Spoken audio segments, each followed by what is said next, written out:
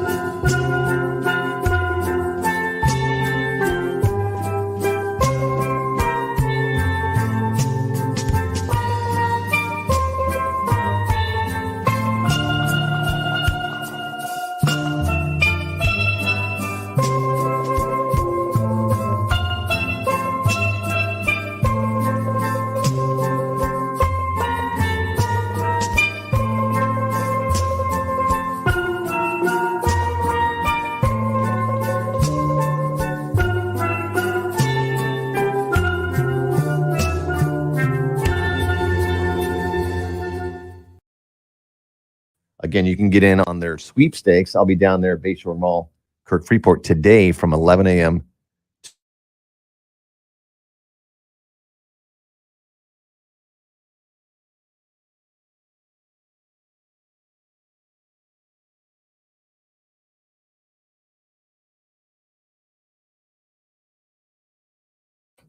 $7:30 right now. Blake and Aaron in the morning. It's Aaron's Dirty on the 30. That's not right, is it? No, that's not the right thing. How about that? I was like, news for you. Wrong button. News. It's Blake and Aaron's Spilling the Tea with Sandy. Cayman's top news headlines of the day from CMR. Good morning, Sandy. How are you? Yeah. Hey. Good morning. Good morning. Good morning. We are good. How are you? I'm good. I found one pair of glasses this morning and couldn't find the other pair. And I thought to myself, that's why at this age you should always have two. Glasses. Now, these reading glasses or are these? No, these are, I need to get around myself glasses during the day. I can sort of go without them, but if you don't want the distance to look too fuzzy, you put them on. What's your prescription there? What's your minus? What's your negative? I have no idea. Really? Yeah, it's one of those things that I never commit to memory. I'm glasses. -35, -35. Holy cow. Oh no, I wear blind. contacts all the time. If I don't have contacts or glasses on, Yeah. be You're scared. running into stuff. I'm minus Yeah. minus I mean, I can see. 0.75. You know, Point many years ago, I Minus wore 0.6. glasses. Very in little. minuscule. Yeah. Yeah, you were And going. then How I did it just LASIK. correct itself? I was gonna say I did LASIK surgery, and that was like I the did best- as well. Yeah, best money I've ever spent. Like I can honestly say. I never did it, and then I went a couple of years ago, and I was like, I think I might maybe just this was before COVID, and I was like, I might nip up to Miami, maybe get it done or something. She's like, don't bother, you're almost 40. And then your eyes will change. I was like, okay, straight out of uni. I was lucky, and one of the perks in radio when I was in Washington D.C.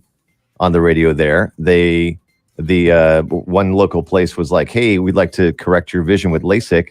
We'll do it for free, and then you talk about it on the radio. Yeah. I was like, yes, please. Yep. So I think I had mine done in 2001. Yeah, and the technology is That's actually fantastic. is I a feel lot like different that's now. about what I did mine. Maybe it was around 2000 or so, but yeah. Yeah. So since then, my eyes have slipped a little bit. So minus 0.75. Yeah, I'll change a So little which bit. is- Yeah, but that's not too bad. That's not bad at all. Yeah. So Yeah. what do you got for us this morning, Sandy? Well, the biggest news in the land. The Cayman Islands has at least its first case of Omicron. Mm-hmm. So it's here, folks. And that means that there's going to be a press briefing this afternoon at 2:00 to discuss, what that means for the Cayman Islands. And I guess if there be any changes as a result of that. Okay. So is this a traveler? Do we know? Yes. I mean, we don't know if it's a traveler as in a tourist or somebody returning. It's obviously Because they're someone both that travelers. yeah, had to get here but- somewhere. It didn't just fly over. Oh, let's hope Santa doesn't bring Was it any on of a those boat? variants. No, Didn't come in on a boat. No, because the person came in, and I think they didn't test positive until like day 3 or whatever is. You know how they do their mandatory LFT testing? yeah, Mhm. That's what caught it. Wow. Yeah. but they're testing for the different variants. So then they went and got a PCR after a LFT. I'm assuming because I don't think you know the variants through that. No. Yeah. Sandy, Thankfully, we have the capacity to check for it without any additional equipment. So and the new CMO is she is isn't she a what is it, epidemiologist? Yeah, right. No. What is No. she? She's former head of public health England for the region. Mm-hmm. And she is a expert consultant for what's her title again? An expert consultant for. We need to get her on the show so that we can learn more. I can't remember her official title now, but I mean she deals with outbreaks of diseases, but she's not an epidemiologist. Okay. Got it. Yeah, that reminded me. You remember a while back, this would be a few weeks ago, you said there was going to be a cruise ship that was coming in. Did that ship ever come? It's supposed to be coming the end of the year. Oh, end of the year. Yeah. It's after Christmas, right? Is it? Okay. What's the date on that? It's the 28th. So Oh, she's 28th. an infectious disease expert. Yeah. Yeah. Okay. She is. I don't think that's the same thing as an epidemiologist, actually. No, but it's it's they're still studying and they're still studying Mhm. more than you or I know. Oh, for sure. So I guess we'll be seeing her for the first time today, actually. Oh yeah, actually that's they'll good. probably introduce. And what's her name? Dr. Autulia Newton, I think is how she pronounces her first name. Dr. Newton. Dr. Yes, Newton. Dr. Newton. Dr. Newton, I presume. Yeah, so she was head of Public Health England UK Overseas Territories team. Wow. And she's also an experienced consultant on communicable disease control. All right. Yeah, so she's worked in Sierra Leone during the Ebola outbreak, Indonesia Ooh. after the 2004 tsunami. So Turks and Caicos, she provided them with technical support in June of 2020. And more recently, she was actually playing kind of the same role in Gibraltar as interim CMO for them as well. So comes well qualified. Great. Excellent. Very excited to Mm-hmm. find out what this press See her conference is about. today Please at don't 2. throw any more hoops if you do anything, just make it after Saturday. It'll be your test needs to be no sooner than 4 hours before your flight. Oh my God. Oh Lord, don't stress Aaron out. Luckily, Yeah. they are paying for one. That's like they'll Yeah. get the results in 1 hour, but I mean they're paying for one. You know what Yeah. I mean? It's a lot. Sandy, anything else? So in light of that, the governor has obviously said to people, go get your booster, because the Mhm. booster brings up your protection, especially from Pfizer, back up to comparable levels. Right. So I think I'm going to probably do mine this weekend. I was going to wait until after the holidays. I kind of felt like there was no rush as long as Omicron wasn't here. Mhm. Now that it's here, I'm just like, Mhm. yeah, maybe I'll go Saturday. So, Yeah. Yeah. Hey, there you go. yes. So I'm going to get mine. And then a couple of police reports. So the police had to use non-lethal methods on a woman who assaulted police. And that did not turn out well for her. Okay. So this was in Lakeside Villas on Sunday. Did she get went tased? to- Sorry? Did she get tased? They actually used, let me see what they decided to use on her. They Don't said take me, bro. non-lethal, but Don't taste me, bro. Yeah. they didn't specify. They said non-lethal option was taken, but probably that's what that means. Mm. So yes, there's an altercation between a man and a woman in the parking lot, and she was the one who then decided to threaten the police multiple times. And That's a no-no. they Yeah. were like, "Oh, Can't lady, threaten anybody. Yeah, you shouldn't threaten yeah, anyone. you should Right. probably back up." And so they used less lethal option, is how they termed it. Mm. Yeah, Was there alcohol involved? probably. They don't say, but normally when you find people acting crazy in the middle of the afternoon, Not always. too many drinks. Yeah, not always. Not There's- always. Not always. Sometimes they're just crazy. Yeah. The COVID numbers, interestingly enough, continue to decline. So we had 29 cases reported yesterday. Mhm. Again, majority in the community, so 27 in the community and 2 in travelers. And I don't know if you guys heard about this little situation in Haiti where they had a tanker explode. Did you guys hear about that? No. Mm-mm. Yeah, and so our regional news section has over 70 people were killed as a result of this tanker explosion. 7-0? 70, yeah. Wow. At least 77 and counting. So it's in Haiti's second largest city called Cap Haitian. Forgive me if I'm not pronouncing it right, but I think that's it. So it was stopped due to mechanical issues, and it began leaking gas. And it exploded. Oh man, Yeah. that's terrible. So very sad. Give me We a actually second. have a media friend who works for the Miami Herald, and she is the Haitian, well, she's actually the English-speaking Caribbean correspondent for them, but she has a Haitian background. I think her parents are from Haiti. Mm. So she's in Haiti quite a bit. So like, for example, when they had the assassination in July, she went there for a bit to cover stuff on the news. So we're going to reach out to her and see if maybe she can come on the show, because gosh, those poor people in Haiti, it's always something that's going on. Earthquakes, assassinations. Oh yeah, I mean, and the Right. earthquake, like no one even noticed the earthquake, like that happened. No one was talking about it because it was like, I think it was when something else big happened in the world, and it was like, well, let's talk about this instead. And Yeah, like 5 weeks after their president was assassinated, and that remains as an unsolved murder. They had the southern peninsula of Haiti was hit by 7.2 Yeah. magnitude earthquake, killing over 2,200 people. So, yeah, they've always got it a bit rough in Haiti, unfortunately for them. Hey, So our speaking- thoughts go out to them for sure.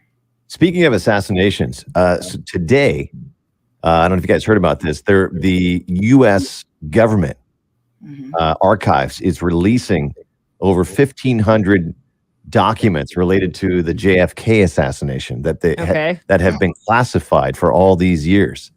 So they're declassifying these I documents. mean, they can declassify it, but it's still going to be mostly redacted. Well, I don't know actually. That's a little bit different. It's like, yeah, it's got the But apparently these classified documents are supposed to be released after 25 years. That's why all the documents came out about the UFOs. oh.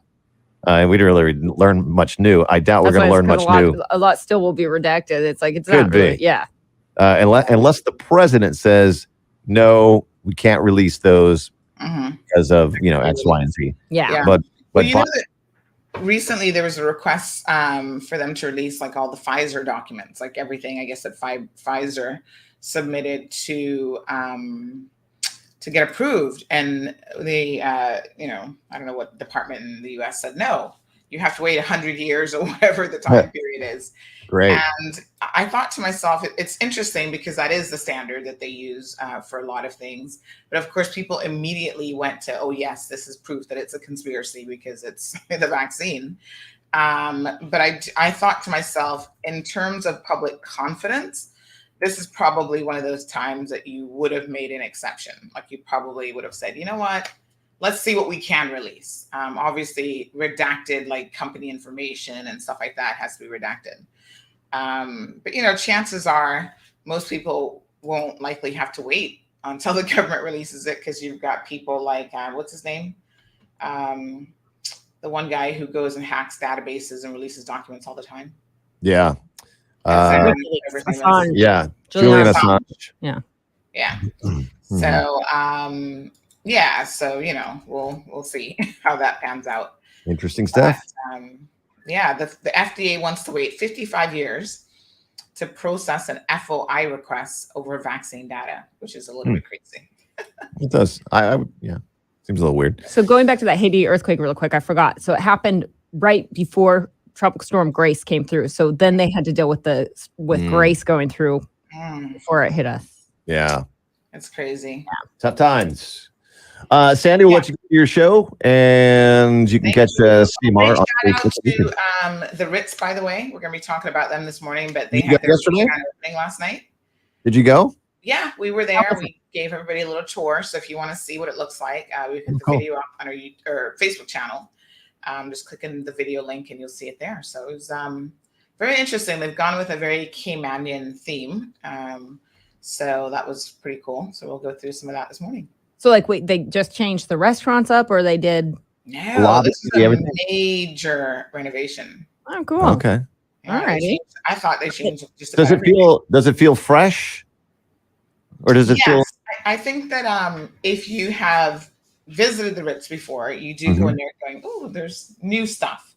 But a lot of it, I think, just works. I'm obviously not a designer, but I feel like a lot of it works really well. So nothing automatically jumps out at you. And so they gave tours talking about some of the stuff that was different, that had been changed, and all the design concepts. And that was very, very helpful to understand, where pieces were and what they meant. So it was pretty good. But they're not going to do that to everybody that comes and stays there. I mean, you're going to go. No, that's why you're going to feel the vibe or not, right? Yeah, that's why you go and CMR and watch it, and what's been changed. Yeah, very cool. We'll do that. Check it out. Yeah. All right, we'll see you tomorrow for the Friday show. Beautiful. Thank you. All right, see you then. All right, guys, have a good one. You too. You too. All right, folks, we're getting that much closer to Christmas, believe it or not. Good morning to everyone. Tracy, check your messages. I sent you a message this morning based on I replied to your message from last night. Got some links for you. Diamond Princess, good morning. Good morning, Evelyn. Olivia's here. Miss Weeby, good morning. Larry is here. Thank you so much, Larry, giving us a weather update for New York. So I was looking for my other glasses this morning. I couldn't find them. I thought to myself, where did I put those? I was up until 1 o'clock last night. So maybe, I don't know where I put them. Normally I put glasses on the bed stand, the nightstand in my daughter's room, and then I couldn't find them this morning. So I'm gonna have to look for them. But it helps, like I said, to have a second pair. This pair, everybody likes when I put these on because these are nice and colorful. I think the other ones are more of a square shape. These are a little bit different. And people always compliment me when I wear these glasses anyway. The hair is a little bit crazy this morning. You probably can't see it that much, but big shout out to Rocio, who fixed it up for me yesterday so that I could not look crazy when I went to the Ritz grand opening. And so this morning I just pulled out the hairpins and kind of have bedhead. Good morning to Miss Joy. Larry sending his morning greetings to Blake and Aaron, requesting Blue Christmas by Elvis. So Tracy, good morning, coming out to Rackham's at 6 p.m. Santa and his underwater reindeer. Underwater reindeer. Sure, Sunny Shores, pictures of Santa, raffle tickets. Okay. Marshall, good morning. Benilda, good morning to you. How are you? Lily Boo, good morning. By the way, Lily Boo, I saw recently on your, and I've been meaning to reach out to you, on your Facebook page that your mom had passed away. So I wanted to personally extend my condolences for your loss. I was so sad to hear that.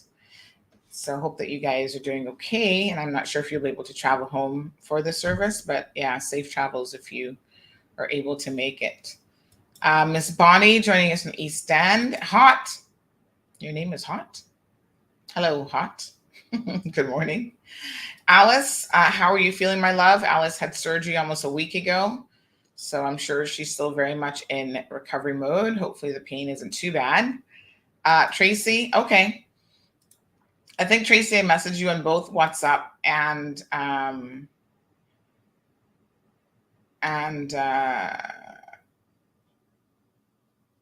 Facebook.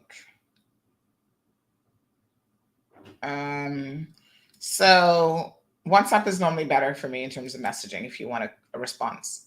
Good morning, Miss Ruby. So we're back to our regular YouTube channel, by the way. So hello to everyone. We got 22 people on there who are watching this morning. Lisette, good morning. Chantel is here. Al, hey, Al. It was good seeing you. I haven't seen Al in person, I feel like, during the entire pandemic. So probably a couple of years. So yeah, it was definitely good to see you last night as well. Al paid me the best compliment ever. He said, "Oh, you look like you're still wearing your filter, like in person." I thought, oh, that's so cute, because I feel like the filter makes my life easier. And then I get up in the morning, I don't have to, obviously I'm still like moisturizing and washing my face. And by the way, I've been using this new avocado moisturizer. I'm going to tell you guys about it later, because I feel like it's really making my skin a little bit extra soft. And yeah, I was like, oh, Al, you're so sweet. So thank you. So we're going to talk about the grand opening. I'll tell you guys a few thoughts. The re-grand opening for the Ritz.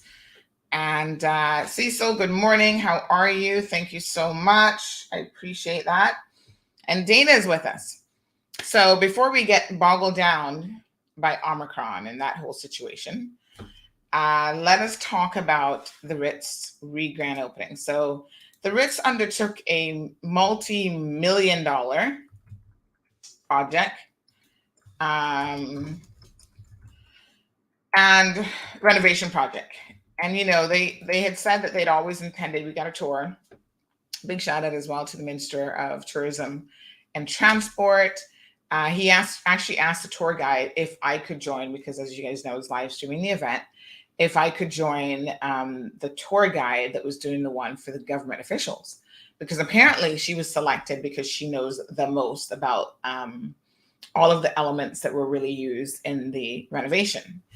And so later on, speaking to some of the managers, like the sales and marketing people at the Ritz, they were like, she's like really great with, she's done a lot of research, and they felt confident in her ability to translate and to convey what they were trying to do.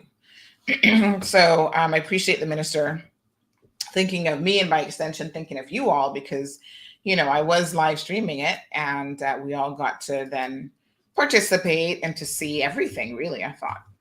So this is a massive, massive undertaking, without a doubt. I mean, listen, have you ever tried even like doing a little bit of renovation at home, and you do like one room or one little project? You guys know how crazy it can be, right? Child, I've been doing a blinds project. That's nothing major, except we have too many windows. So it's like, it's taken me over a year to be able to afford the windows, and I've been doing it piecemeal. So I'm now down to my last two windows finally. But listen, renovations take time, and they seem to put a lot of effort into what they did at the Ritz. So for example, I hope you guys can watch the video. I'm just going to pull it up here so I can refresh my memory a little bit. But They have done carpets, artwork, the wall covering, ceiling, window framing. And the theme, apparently, what they have done is every Ritz property is trying to be unique and different. So obviously the Ritz is I don't know if franchise is the right word, but it could be. It's a franchise brand. So the Ritz property is like all over the world. And I suppose there's some commonalities in terms of how the franchise is operated, but they're going for a uniqueness within each jurisdiction. So essentially what they did with the Cayman Islands property is they really took our silver thatch and our palm and made that a continued theme throughout the renovation process. So everything from the carpeting. Good morning, Minister Brian. I was just saying thank you so much for allowing us to join your tour group and sharing the expert knowledge of the young lady who was able to provide us with so much detailed information. So, sorry, I'm just going to fast forward. I've got this muted. But here's the ribbon cutting. Now, it would be amiss of me to not have a moment where we all chuckle at something here. So if you haven't seen it yet, you must go see it, because there's a point when Dwayne Seymour, John walked in, and he sat down, and Mark, what's Mark's last name again? Vandenberg, I don't know. But he's the general manager at the Ritz, and he made a little foo-foo. I mean, but it certainly made us laugh. And then, somebody said to me, "Oh, go easy on him, Sandy, go easy on him." And you know me, I was like raising my eyebrow, like, okay, it was funny. But then part of me was like, dude, do you not know what the different ministers look like? Like, seriously? So he acknowledged the minister, except he got the wrong person. He thought that Mr. Seymour, let me see if I can find it. I'll see if I can find almost the exact spot that it happened.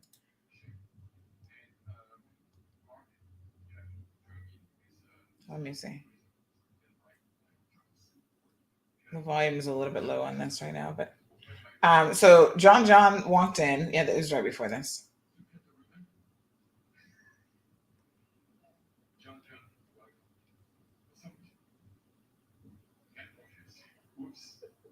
Yeah, so he actually thought when John walked in and he walked to the front and sat down, he actually thought that John was the deputy premier, and he acknowledged him as the deputy premier. And then I don't know, somebody said something to him up front, but then he was like, oops, oh no, that's John. So I thought, okay. I suppose these things can happen. I don't think John and Mr. Chris Saunders really look anything like. They're both stocky, though, to be fair to Mark. They do have a stocky build, but they don't really look anything alike. So, we won't go too hard on him on that point, but it was a moment of a little bit of comic relief. And I think a lot of the audience members, like I could see some of them because there were people standing, I was standing a ways back as well, but there were people standing and people behind me, and I could see people looking at me, like literally the second he did it, they're like, oh shit, CMR is here. So it was a little bit of an interesting moment. But anyway, and the other interesting thing is, man, we have some super fans all over the place. Can I tell you? There was a lady, beautiful lady, actually, in a black dress. And she had on her really nice black mask that was like, it had like sequins and whatever on it.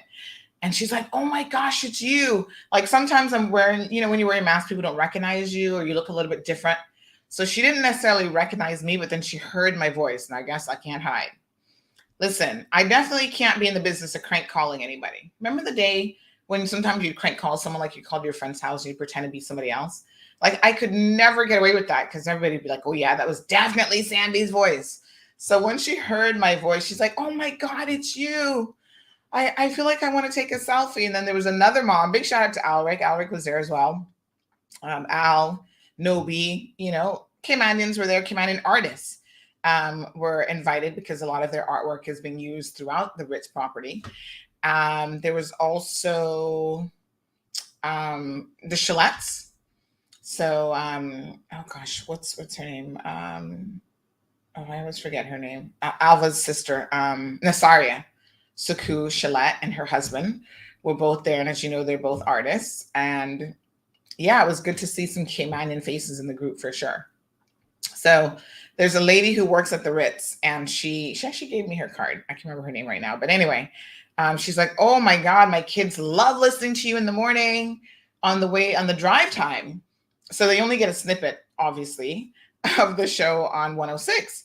And I thought that was interesting because, as you guys know, we're planning, if all goes well, to be on radio come February. So I'm going to be talking a bit more about that here in due course. But yes, CMR is going to be on the radio channel. And then she said to me, oh, my kids would be so jealous if I got a photo with you. So we did the whole photo thing.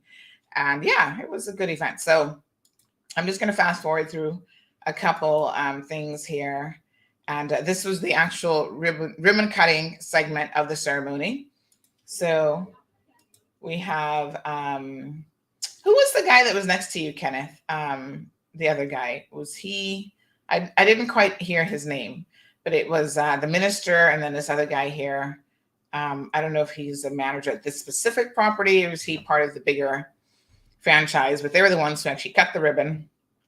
And so once that happened, then everybody was able to walk inside. So they had guided tours for individuals. You're welcome, Alice. And so they've done a lot. And I think you'd have to really pay attention to design to see what they've done. So they've done a lot of interesting color palettes. So Mark V. No, the other guy. Mark V is the one with the jacket on. Who is the other guy who's cutting the ribbon with you? Is his name Mark too? The one with the white shirt. Oh, he's a Dart guy. Okay. All right. As you guys know, Dart owns the Ritz, right? So they've done a lot of interesting things with the color palettes inside of the property. So in this little frame here, you'll see, for example, over to the right, like all the columns and the trim and the work on the wall, that's actually, it almost looks gray, but it is actually a dark blue color. And so she was explaining that the reason why they chose that color was because it was an element of trying to pull in. See all of this? This is actually a dark blue. Yeah. Now you can, depending on the lighting, you can see it a little bit better. But she was explaining that was an attempt to pull in the dark blue elements of the ocean. So it was pretty interesting how they have really, oh, that's another Mark. Mark L is from the Ritz. Oh gosh, 2 marks. Well, there you go. Okay. Mark V. Okay.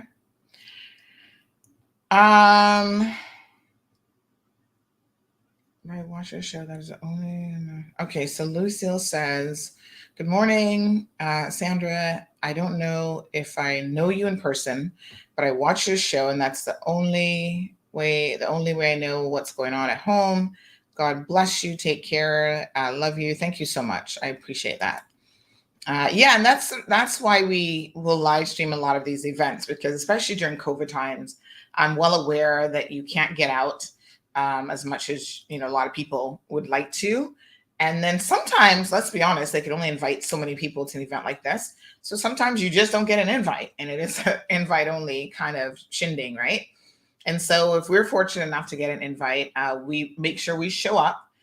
Sometimes I'm like, I can't be bothered. I'll go pick up Gianna and just go home. And I have to really consciously tell myself, listen, you didn't get in the space of media and content production for nothing, right? You got in the space to be able to inform people of what's happening in the community. So sometimes on a personal level, I'm a little bit of a hermit crab. Like, I just want to stay home and stay in my little hole and just come on live and talk about whatever. But how am I going to talk about these things if I'm not there? Let's just be honest, right? So there are times when I have to remind myself to get out of my comfort zone and really go out, mingle with people, socialize with people, and all that sort of stuff. So it's a necessary component of the job. So here we have this young lady in the blue. I feel like she gave me her card as well. Really nice young lady. She said she'd be listening to the show this morning. She's like, "Oh, I love your show." She's like, "You're very what was the word that she used? There's a specific word that she used that kind of stood out in my mind. Not bold, but basically that's what she was saying.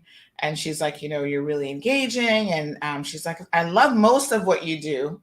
And she mentioned one thing that was, she was a little bit upset about. But listen, no one is going to love everything that's done here at CMR. It's just the way of how it is.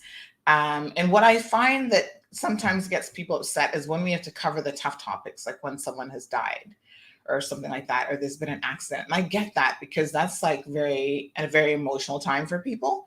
So I understood exactly where she was coming from when she mentioned, because she did mention it was an incident where one of their Ritz coworkers actually got ran over. Remember that young lady? Still no updates on what's going on with that case, which is a little bit crazy. And she said, she was a little bit upset by, the coverage. And I said, okay. So, yep, it was an opportunity for a lot of people to come out. Big shout out to the minister, actually. Just back up here a second. I don't know if you guys see this, but Minister Brian, can I just thank you for always taking your daughters with you whenever you can to these events.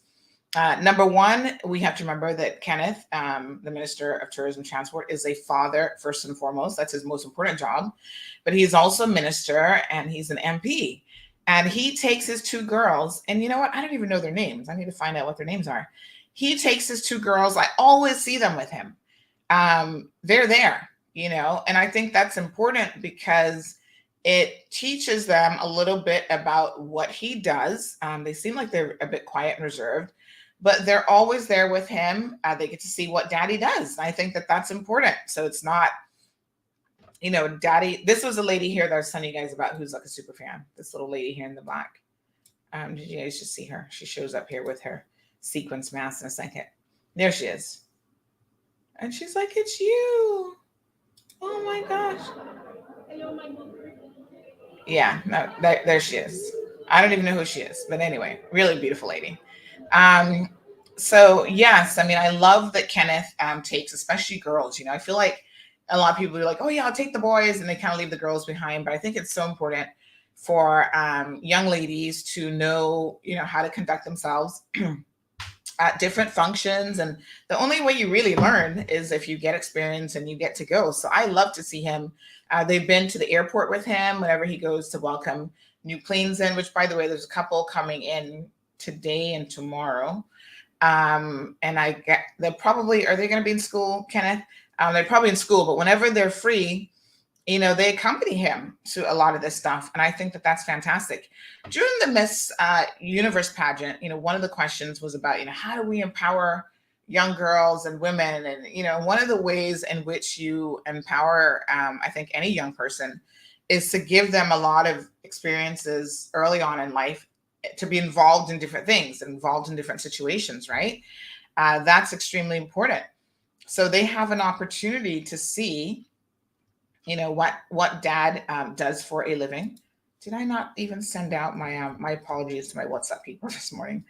I typed it and then didn't hit the send button. So let me do that now. Yeah. So, I think I just love that he does that. I just really, really love seeing him with his girls. Like I said, that's his most important job. There's Gary, by the way, from DOT. Big shout out to Gary. Good to see you last night as well. I didn't have a minute at all to chat to him. But yeah, so she gave us a lot of information. I'm just going to fast forward it. So this was the beginning of the tour. And then the minister said, we got to get Sandy in on our group. And so everything from, you see the thatch in the background of the reception area. Obviously, they put in their design some COVID protection elements. So you see the plexiglass behind her and stuff as well. We're going to have to live with COVID now. Is Kyle, I always get his name wrong.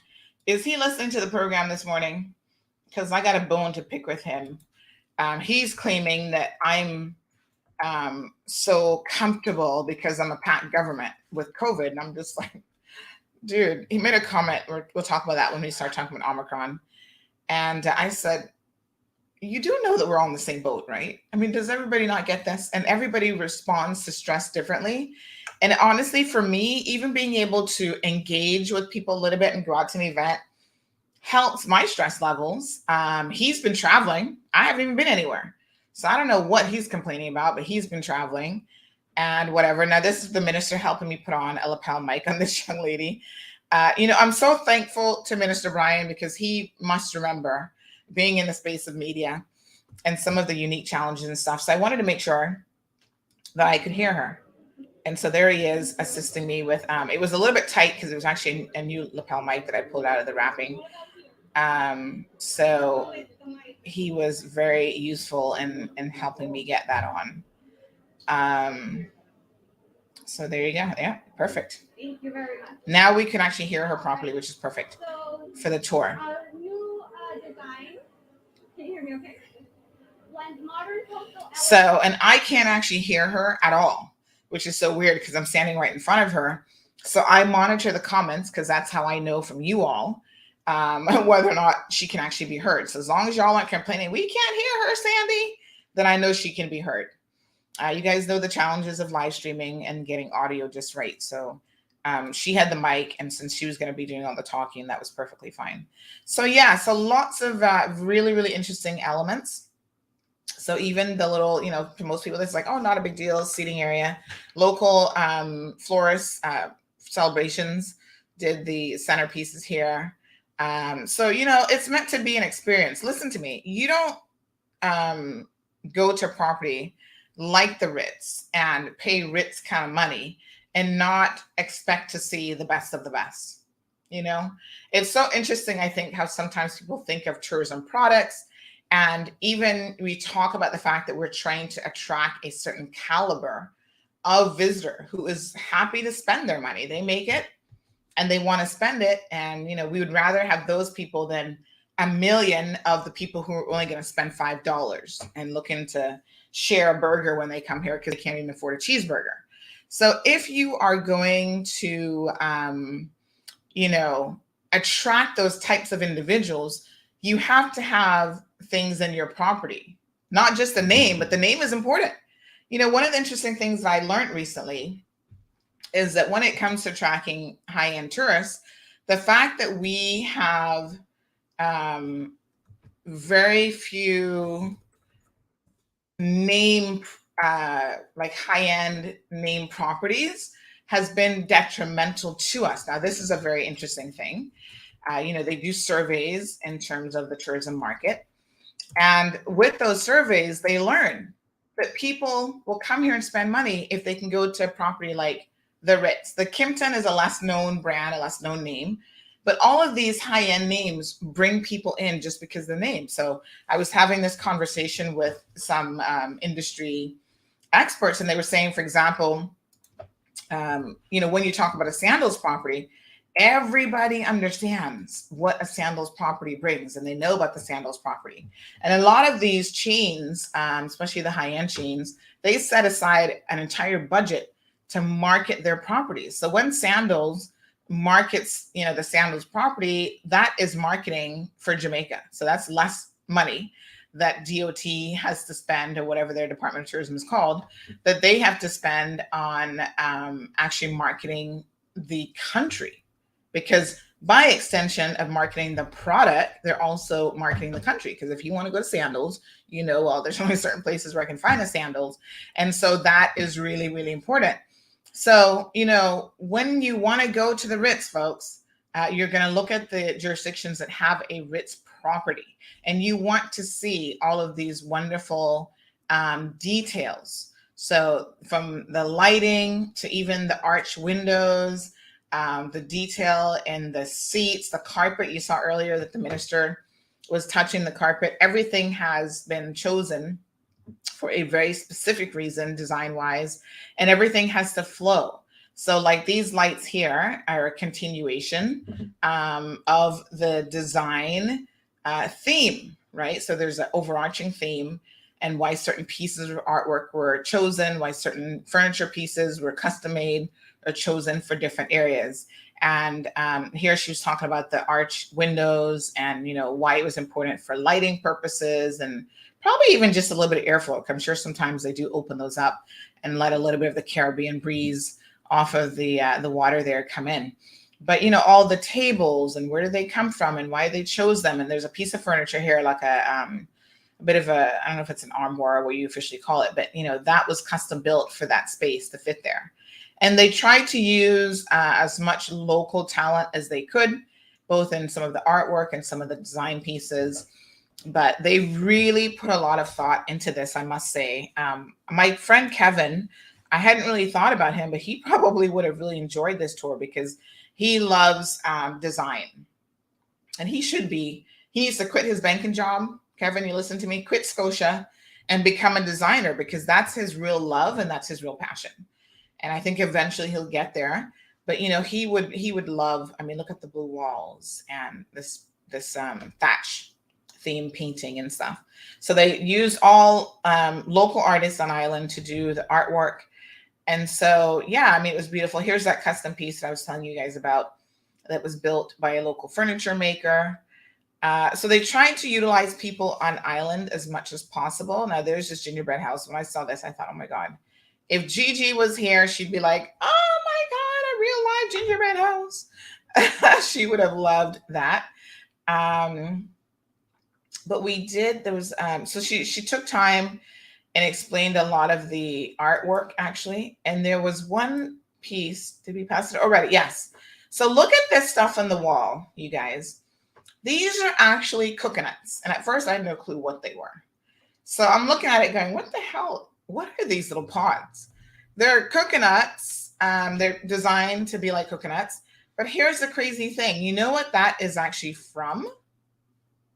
Listen, they took the arch that we had at the old airport. Remember, that was like, in my opinion, iconic. And I think a lot of people didn't want to see that go. They actually took that and repurposed it and built these coconuts out of that wood. Isn't that amazing? And so there's the guy there. You can actually see the artist. He's right there. You just saw the top of his head, but he's actually right there. But isn't that beautiful? I thought to myself, oh my God, that is just absolutely innovative. First of all, to even think of that. I mean, I have an appreciation for artists and what they do because I just think they're so amazing and they're so talented, right? How they can see, they can have a vision and actually produce stuff that a lot of times we don't even see. We need to explain to us, like, what is this? But yeah, that's what they did. And I thought, wow, this was really, really, really quite impressive. So there's the minister taking a little bit of a closer look. And yeah, that's the artist right there in the kind of bluish shirt. So that was interesting. Again, this is an artist in East End, and she was talking about some of the themes for her. She likes to keep a local theme of the fishermen, you know, line fishing, like in the mangroves or whatever. So folks, take an opportunity if you can, you know, the carpet, the lights, like everything was selected with purpose. And when it comes to design, the rooms, you know, this is, I guess, an average suite or an average room, felt very, very comfortable. They felt spacious. You know, they just picked, again, from carpet straight up to the post bed, everything was done with a purpose. So this is all great.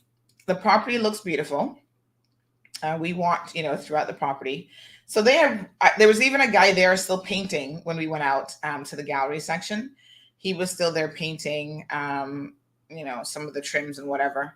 So they're continuing to put the finishing touches on the property. But it really is an amazing property. This, by the way, is Gordon Solomon's work. Now look at Gordon on display. So he's got several pieces there at the gallery. I know Al Ebanks has several pieces as well. Gordon is an amazing, him and his wife, Alta, are amazing artists. And you guys might not know this, but I used to work with Gordon back in the day at Maples. That's how I met Gordon. And, you know, he's working a regular job and trying to get his artistic career off the ground. And then many years after that, when I left Maples and I started my own business in West Bay, I begged him to come and do a wall mural for me. And I wish I had a picture of that. I need to go there and take a picture. But he did the wall mural in Centennial Towers that was like a seascape of a stingray. It was kind of like it caught a little bit of the ocean underneath. So you saw the stingray under the ocean and then the horizon and then the sky and whatever. Beautiful. I mean, it's a huge wall. And he came and painted that for me and did it for almost little or nothing, to be honest. And I just wanted... that was my training room, and I wanted an element of the island. So when you walk in there, you just felt such a common effect looking at that wall. And that's what I wanted in my training in computer lab. And he came and did that for me way back in the day. He now is obviously living in the BRAC with his family. But, Gordon is just amazing. He is absolutely amazing. I think all of our local talent, Al, Gordon, others are just so amazing in what they do. So, funny enough, when you're listening to the video and at the beginning, when we looked at the first piece of art, it turns out that the minister, that particular artist, he knows his father because his father works in the ministry, Mr. Jackson. So, we're all so interconnected in so many different ways. And sometimes we don't even know the talent that people have within their families and so forth, right? So it's just amazing to get to see that on display, I think, at the Ritz. I'm glad that they're using a lot of local artists as well. And the minister said at that point, by the way, is Al Ebanks, do you have any of Al's art here? And now she wasn't sure. I don't think she knew who Al was because the minister was like, listen, he's one of my people. So I better be seeing some artwork from him up in here. Minister, I'm happy to tell you Al was obviously there. And he actually shared that the Ritz has purchased his pieces from day one. With the original opening of the property, they had pieces from Al there. So even the musicians, I have on my phone, I'm going to put this up a little bit later on, but the musicians were, are they High Tide? I always get my names mixed up, but they were saying to me last night that the musicians were actually there at the original opening back in 2003 of the Ritz. And of course, they had the same band there last night as well, performing. And so I do have a video. Our IG people always get left out just a little bit with some of the things that we do. So I took some footage to post up on IG so that they can see that. I'm just downloading it now that I'm remembering on the phone. But yes, and then they do this whole thing where you walk down the hall and the staff stand on either side. And basically, they just give you a big round of applause. And it's like a big hooray and cheering moment. We kept hearing it and we're like, what's going on? What's all this cheering all about? So that's pretty cool. So let's talk about what all of you really want to know in relation to this property. So this is the ballroom, which a lot of us have been in for various functions, dinners and projects. And every inquiring minds want to know. Everybody's like, great. The property looks beautiful. Everything looks fantastic. It's really a beautiful property. But if I go to the Ritz, will I see, this is the art gallery tour, by the way. So lots of pieces on display. And the Christian young man, what's his first name? He runs the art gallery for them. And he is a Caymanian. Oh my gosh, I don't know who did this, but I loved this painting. I thought to myself, I wonder how much this painting is. I would buy it. Like this, I would have in my house. This was legit, like really beautiful. Coat of arms tattoo on the back, but the details and like the wrinkled ankles and the wrists, the hands. I mean, this was such an amazing piece of art. Even the thatch hat, I feel like I could like literally touch it and it was real. So everybody wants to know, great, the property looks fantastic. But honestly, does this, see the little guy there painting that I was telling you about? He's still painting a wall. Does this really benefit the people of the Cayman Islands? So that's the $1 million question, right? How much does it benefit the people of the Cayman Islands? And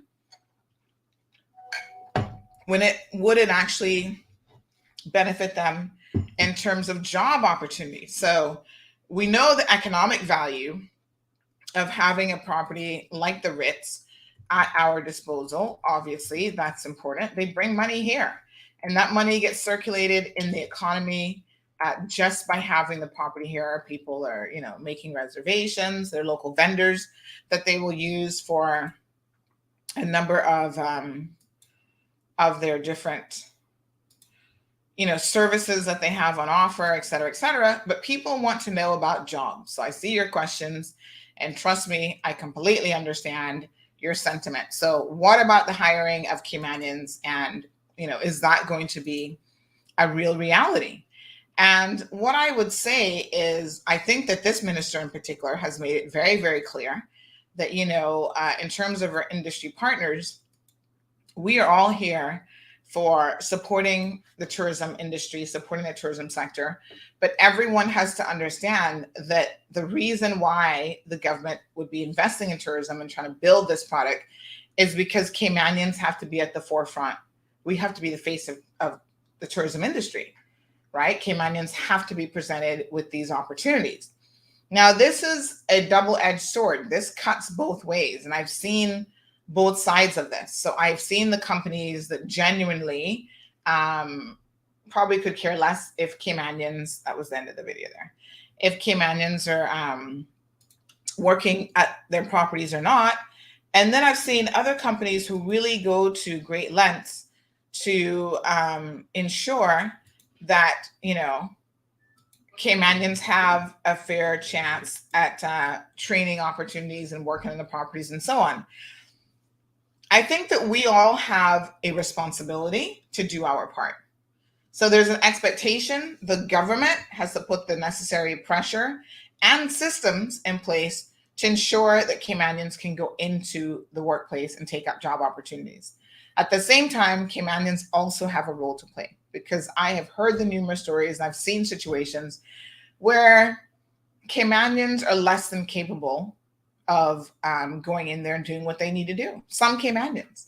And that reflects poorly on everybody. And it almost doesn't matter how many people that is. So, we had the job fair last week. I thought the job fair was relatively successful. And I did look at some people at the job fair, knowing what I know and knowing their history. I thought to myself, let's see how long they keep this job. Because mind you, they've had about 30 jobs that I know about. Now, you can't have had 30 jobs and blame every single employer and they're the problem. At some point, you have to recognize that there are some of us who are less than desirable when it comes to employability for different reasons. We don't want to show up to work. We don't want to do the work if we show up. We don't want to show up on time. We want to act like we own the businesses and we're going to be making the rules. And so there's a lot of factors I find that go into having an employee with the right kind of attitude. So, here on this show, we're always hard on employers. And I get it.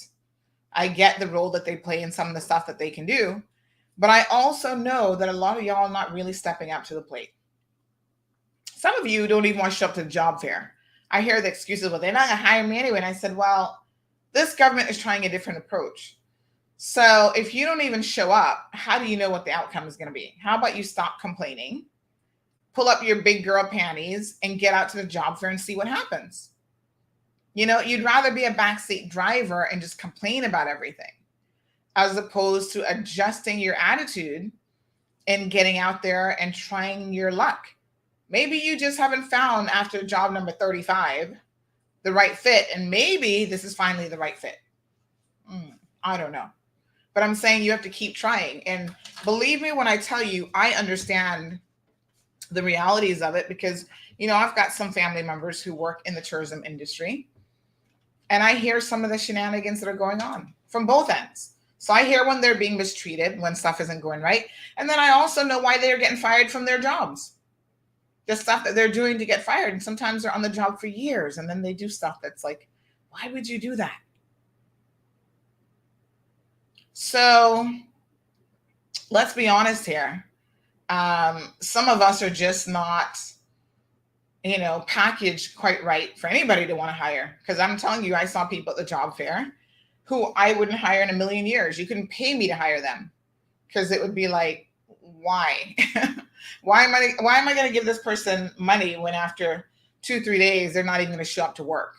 or they're going to come in with an attitude, or they're going to be sloppy, or they're going to, and, you know, let's be honest, when you look at certain properties, like the Ritz, they do have a certain standard that they're trying to maintain, certain standard of service, how you address people, how you speak to people, your dress code, your demeanor, like all of these things matter. So the Department of Tourism is offering a number of courses, folks, that are geared towards helping your people. And we're going to be talking about the front of house training courses that they have coming up. I was speaking to my friend, Mr. Dilbert there. You know, they own the property on Cayman Brac, and I feel like he owns, what's the distillery called this again? Nelson. And then he was also saying to me that they've redone, because he's doing the management of the restaurant there at Pedro. And they've recently redone that with a whole new theme. And I thought, oh, you know, I'm going to go out there. I love going to tourist destinations like Pedro and Turtle Farm, and just seeing like what's there and what's available. And also the type of service that you get, you know. And listen to me, I've been in certain environments. Now, I'm not huge into staycations. During the pandemic, the only staycation I did was with Nelson at the Alexander in the Brac. And trust me, I always get excellent service there. I felt a little bit perturbed about doing staycations with other properties in Grand Cayman, because I knew what was coming down the pipeline once the industry or the island started to reopen, and exactly what is now happening is those properties are like, nope, no more local rates, no more staycations, forget y'all. You helped us keep afloat a little bit during the pandemic, but now we want the tourist dollar, because of course the tourist dollar is so much more than what they were doing their staycations for. But I think that there is a balance that can be struck between people who want to do a staycation and accommodating your overseas visitors, right? But yeah, some of these properties gone up to like $1,000 a night. You're not staying there for less than that now. So, you know, I enjoy going to these different venues because I like to really pay attention and to observe what people are doing in terms of even the delivery of service. If I order a drink, how long does it take my drink to arrive? You know, all of these things are extremely important. The level of service that you get. The other day, my aunt was saying to me, big shout out to Adonia Barnes. She was saying to me, you know, she said, maybe you get a different type of service because of who you are. And people know, oh my God, it's Sandy from CMR. We better really treat her good. Maybe sometimes that happens. But I feel like a lot of times, sometimes I go places, people have no clue who I am, especially, like I said, if I don't open my voice, because they don't, you know, put the face and whatever together. And I'm the type of person who get the concept of being in the States, we call them secret shoppers. I used to work in retail, and I know that they purposely send people out to come into your store. You know, I was an assistant store manager in retail. That's how I helped pay for university. And those people would come out and really, critique you and what you were delivering, and then send feedback to head office. And if you were not up to scruff, it just wasn't your sales numbers, but if you were not providing a certain level of customer service, you didn't know your product, you were going to be out the door. There's a restaurant that I frequent with a friend of mine, Miss Irma. And every time we go to this restaurant, there was this one waiter who, I swear, he never knew the menu. We're like, okay, what are the specials today? Oh, let me go and check. I'm like, dude, we come in here at least once a week. Is it too much to ask that once we come in here and you actually know what the specials are? As you come on your shift, you're supposed to figure out what the specials are. And, there's a lot that goes into this. Being a bartender or being a waiter or waitress isn't just about grabbing a plate of food at the kitchen and putting it on somebody's table. There's more to it. Caymanians are more than capable. The question is, how many are actually willing to put in the work? So Ms. Brenda says, Sandos hire the people from whichever island they're located. They're smart enough to know what and whom sells their brand. More importantly, these islands don't allow outsiders to replace their people and leave the visitors with the impression that there's no native islanders left on the respective islands. Buenos dias to Miss Alba. Miss Brenda also says that Al is also a great artist. Yes, he is. He did a lovely piece for Georgetown back in 2003 for the quincentennial celebration.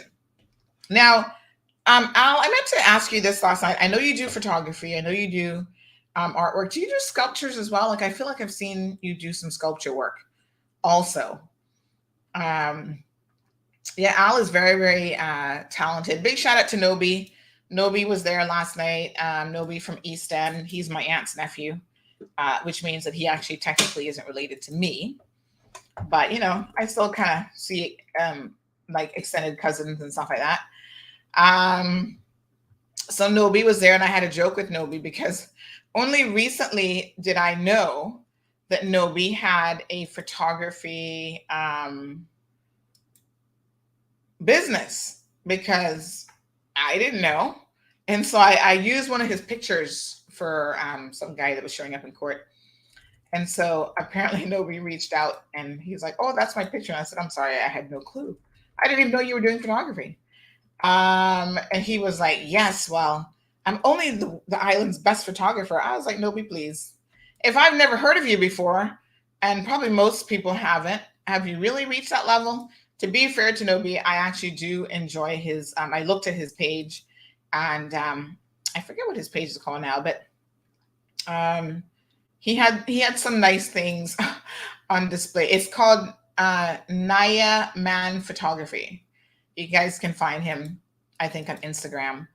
And so, yes, he, he's gotten into the space of photography. Now, Nobi's a little bit of an enigma in the sense that his professional training is an accountancy. And here he's found himself working in tourism, setting up his own business. I think he has an Airbnb, as well as he does like bicycle tours out in the Eastern districts, which people love. He was talking about that last night. But guess what? You know what Nobi said? He said, Sandy, I want to hire my own EastEnders, my own people. But you know the difficulty I have in that is if a tourist books a tour at 6 o'clock in the morning, I have found I'm hiring locals and they don't show up at 6 o'clock in the morning. They want to show up at 7:30. And the people who are paying me, who keep my business in business and who are going to go on all these websites and write recommendations and reviews on my little business, if they say they're coming at 6 o'clock, they're coming at 6 o'clock. So we can't be on Cayman time. And I had a chuckle because right away my mind went to the whole situation in Cayman Brac. Oh, we want to be laid back. We don't want to watch the clock. We don't want to, you can live that sort of existence, but you have to understand that the caliber of clientele that you will attract is completely, probably not going to be very many people, first of all, from the European, not the European, but the North American market. 80-something% of our market comes from North America, US and Canada. They tend to be a little bit more punctual. Yes, when you're on vacation, give or take a few minutes. But if somebody says, I want to do a tour at 6 o'clock in the morning, that means they're probably trying to beat that sun, put on just a little bit of sunscreen, and they want to get out and do their little bike ride and be back in time for breakfast. And Nobi was even saying that one of the difficulties in the Eastern districts is that there's no one providing any options for like breakfast in the morning. So after they do their bike tour, or maybe even sometimes during the bike tour, they'd like to be able to pull off and sit at a local venue and have some breakfast. And that just isn't there. So I thought to myself, East End people, can somebody open up a little breakfast nook where you can get some local Caribbean style breakfast in the mornings or something, a bagel, something for people? And so what you find happening is a lot of times when they go into properties like the Ritz and other high-end properties, they don't have to worry about any of that. The Ritz will take care of everything for them. Y'all need to pay attention to how this works. So that's why the Ritz is going to book people. And they're like, oh, well, we're going to book this company because we have a history with them and we know that they're going to deliver. Quality of service, timeliness, all these things matter. So all I have to say on the whole tourism thing, and we're going to continue to have this conversation, is we cannot have it both ways. We cannot be demanding jobs. And then we ourselves are not stepping up to the plate. and doing what we need to do to deliver the level of service that your clients expect when you're in business.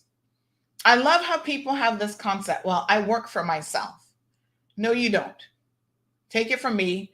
I'm a small business owner. I just had one of my clients just message me just now about an issue, and you guys don't know, but I took the time to resolve it while I'm talking to you, right? Because I know exactly what the issue is, and it's a quick fix.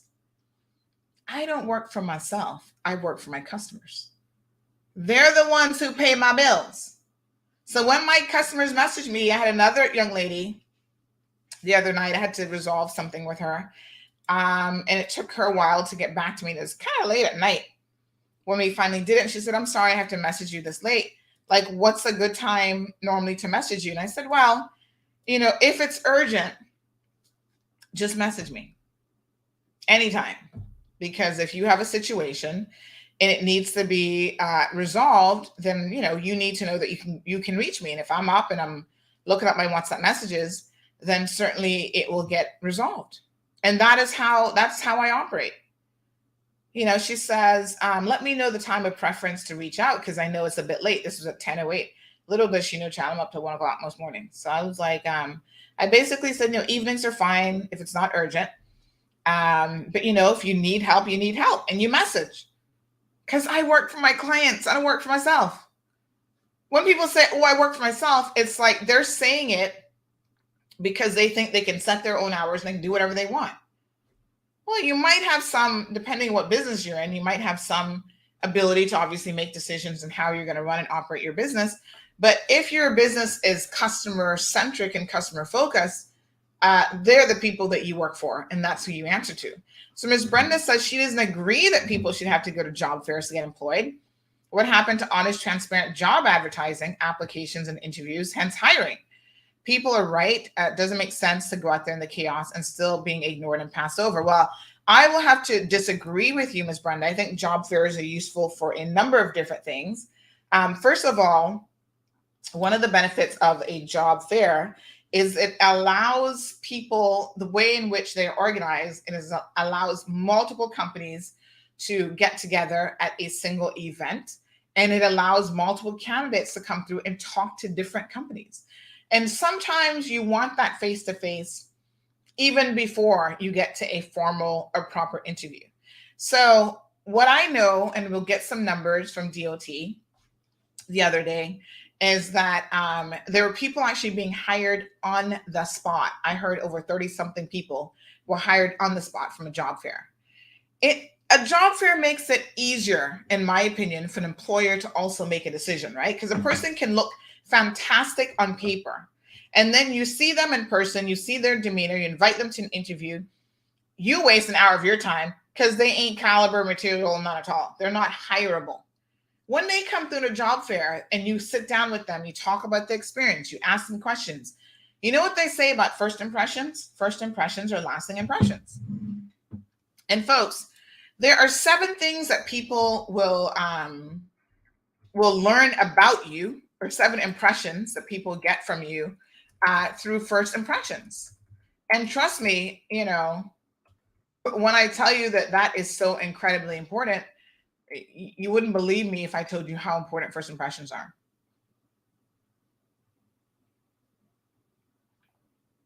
And you get to make a first impression like in a real and meaningful way at a job fair, as opposed to just being another sheet of paper. So I think that job fairs are proven to be extremely useful. And first impressions are so incredibly powerful. I mean, it is amazing. Even when you're in business for yourself, the first impression that you make to your clients is very, very significant. So you go out of your way to know that there's at least 7 things that people determine about you when it comes to making a first good impression. And that's why we say that first impressions, especially in the workplace, will help to shape long-term reputations, what people will think of you long-term, and perceptions. So you knock it out of the barn, folks. You get in there and you dress well, you come with, speaking properly, you just bring your A game. And so that's really, really important. So I think job fairs are extremely useful. Thank you, Andrew. He says the Kimpton is still doing staycations at the same rate. Natasha says that Pedro Restaurant needs to be advertised more, especially to the foodies, as they're never on my radar for client dinners. You know what? Again, Natasha, that's a really, really important point. And I'll pass that on to Nelson, because I do think that a lot of companies, especially as it relates to advertising the services that they offer, I always say this: you have to be willing to spend money to make money. And if people don't know who you are and they don't know anything about your restaurant or your Airbnb or your little bicycle tours or whatever, then if they don't know you, out of sight, out of mind. It's as simple as that, right? And there is a formula to marketing and advertising. Everybody thinks that, oh, well, I don't need to do this. There's a reason why people are marketing experts. They spend their entire lives knowing how to present products, how to do, I wonder if I can talk about why I was in, I think I can I say a little bit about why I was in the BRAC, or Little Cayman last weekend? Because this kind of ties in really nicely to this. I need to look up my notes first, though. This is no joke. I did sign an NDA, so I want to make sure that I'm actually adhering to that, because that's very important. Here's my little email. Okay, so let me see what we got here. Oh, this is the other one. Hold on. So, yes, there is an art form to all of this, folks. Where's that one email that I need? I'm gonna have to put that one off. But we're going to talk about it because this ties in nicely with this conversation. So even if we don't have it today, that you can't just jump up and be like, oh, I'm a marketing expert. No. What makes you a marketing expert? You need to know a lot of different things. And it's not quite as easy as people think. That's why even small companies would do well with hiring experts to handle those aspects of their businesses for them. Andrea says transparency is woefully lacking. That's the other thing, Andrea. Let me make it very, very clear. The other benefit of the job fair is that it removes this element of, yes, Miss Brenda, if we lived in an ideal world, maybe job fairs wouldn't be necessary. I don't know, but people have job fairs all over the world, and I think they're very, very useful tools. But this particular job fair works, and their team members were there in full force. And I know you guys saw this with the live stream. They had their notepads. They were making notes. They were observing people as they were speaking to the various companies being represented. They registered people properly. So remember, we told you guys to pre-register. And they also, really went out of their way to ensure that there is going to be a follow-up. So remember, the minister said during his comments that, he wanted to be reserved in his positivity about the job fair, in the sense that what he is most concerned about is the results. How many Caymanians are going to get hired? Now, be very, very clear. The term Caymanian is a lot broader than you think. So a lot of people have status now, folks. So it's not just like, oh yeah, I know that Caymanian because, I know her mama and whatever. It's not just a traditional multi-generational Caymanians, but we brought a lot of people on board through marriage and other means that now have legal status, and they are Caymanians. So they might not be speaking with a Caymanian accent, but they're still a Caymanian. So let's be very, very clear about that. Miss Charlene says, I totally agree with you. A lot of what you just said, reattire, standard of work, ethics, etc. But let me mention the end result of those that meets all, that and more, including years of experience and a minimum of 6 to 8 certificates in that specific category of employment, and you're still denied. And I'm speaking of Caymanians that want to work. And therein, Ms. Charlene, lies the problem. And the minister has made it, I think, very, very clear now that we cannot continue to disenfranchise those individuals, right? If they're coming with credentials and they want to work, sometimes they may not even be an expert. There's a lot of things, folks, that with the right attitude, and that's what all the employers, I spoke to a bunch of them, they said attitude is the number one thing that they're looking for. Well, then you've got to be willing to train people. So, they all say to me, oh, no employer wants to bring in someone on a work permit. I don't necessarily believe that, because I know what happens when they bring in people on a work permit. In fact, at the airport, when I was going to the BRAC or to Little Cayman, someone stopped me that morning. They said, Sandy, can you speak to this government, the premier, somebody, about the hiring of security staff and others at the airport being all foreign nationals? They just hired another batch and not a Caymanian in the group. And you know what the sad thing about this is? The company that is hiring those people is actually a Caymanian-owned company. So let's talk about for a minute the hypocrisy in that whole situation. So we're going to criticize people who want cheap labor and, security personnel and whatever that's being hired to work through, I guess, the airport, CIA, or whoever they're going to do their contracts. And the people who own the company are multi-generational Caymanians themselves. So your own people are not hiring you. Make that sink in while I sip on my coconut water this morning. I'm just saying.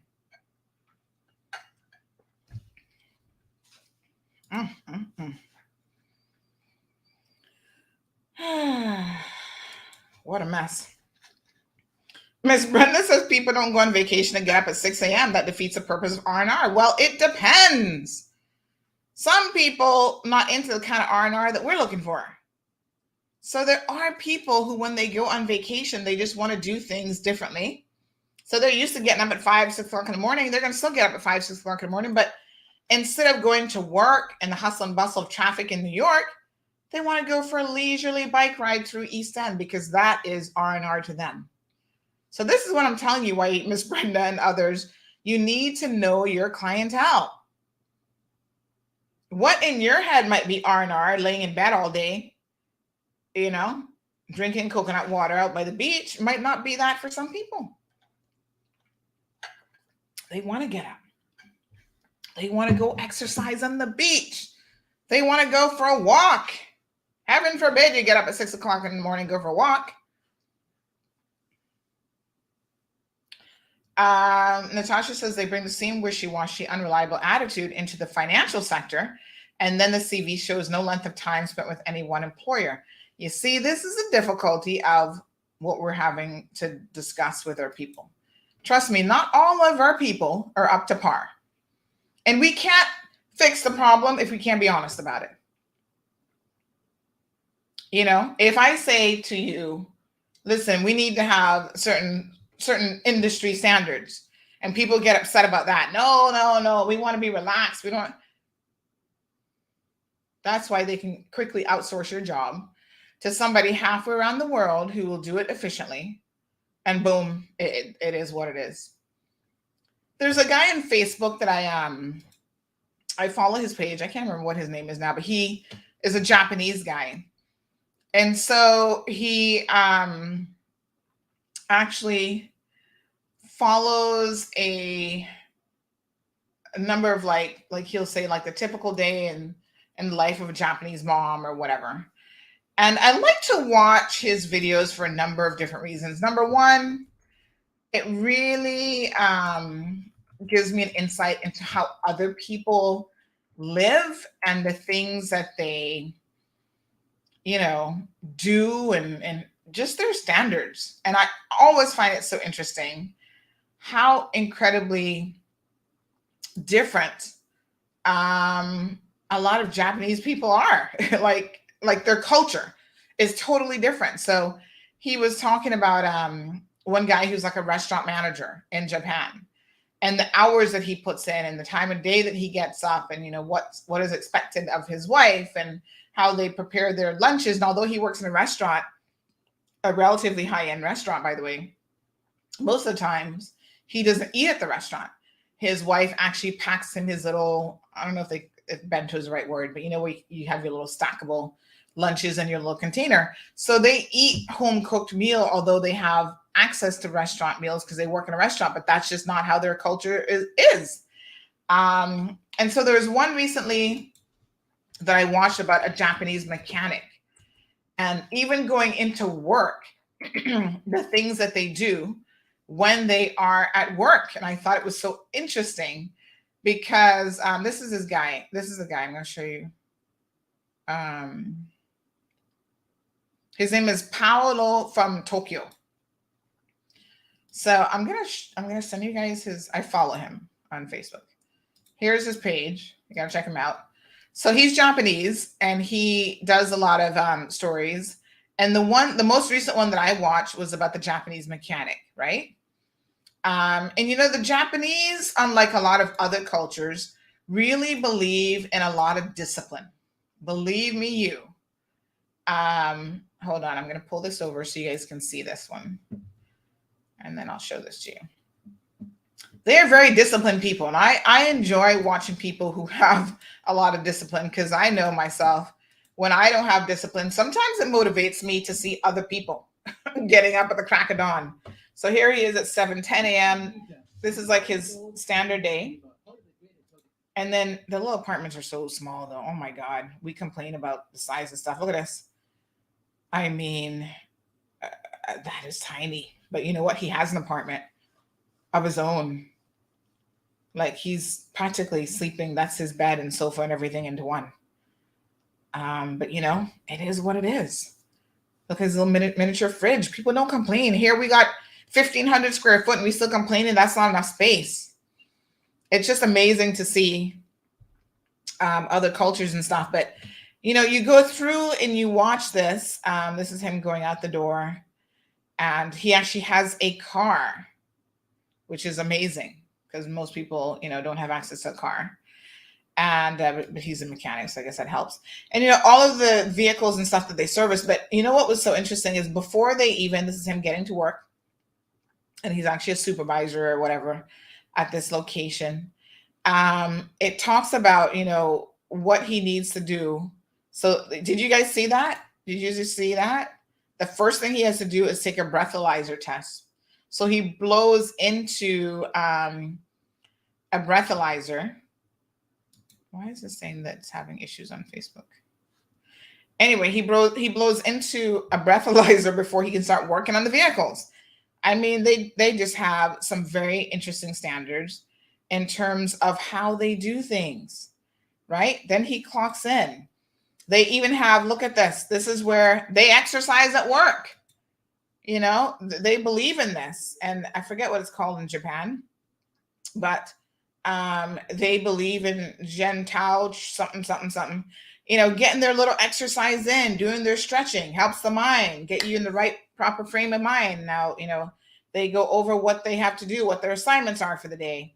And then his day gets started, and then they show you when he takes his lunch break. I'm going to show you guys this because you need to understand that the standards that we have in the Cayman Islands are probably very, very different and are not necessarily the standard that the rest of the world operates on. And I think that is challenging because even as a tourist destination, when people come here, we think, what happened to my live stream? It probably killed it because I'm showing this video. Facebook does that all the time. Facebook is so annoying. But yeah, we think that, although I see people on Facebook, so I don't know, but I did notice the numbers dropped.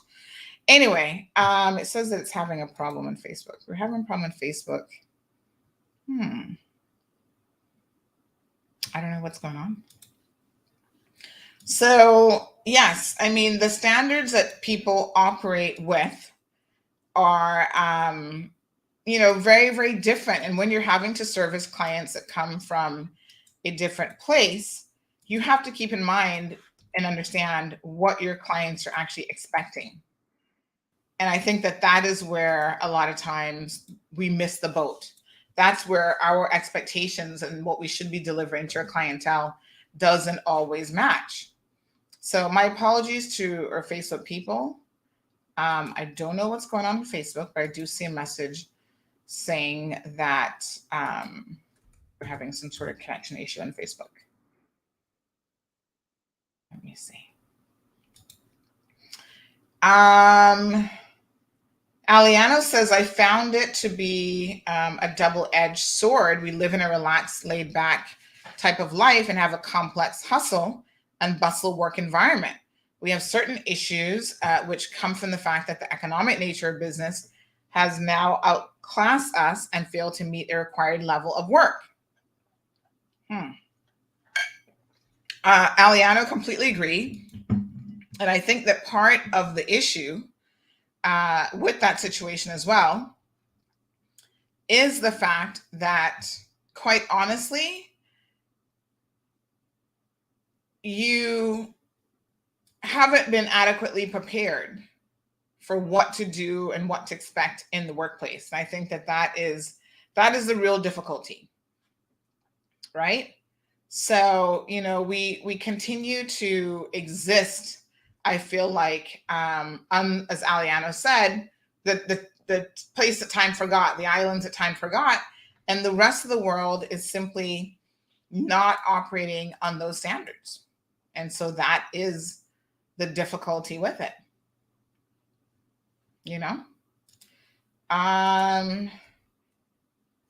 Yes, I'm not sure what's going on with Facebook. Let's switch over to YouTube, I guess, if you can. Yeah, I'm not sure what happened to Facebook, folks. I don't know if they're having a glitch this morning.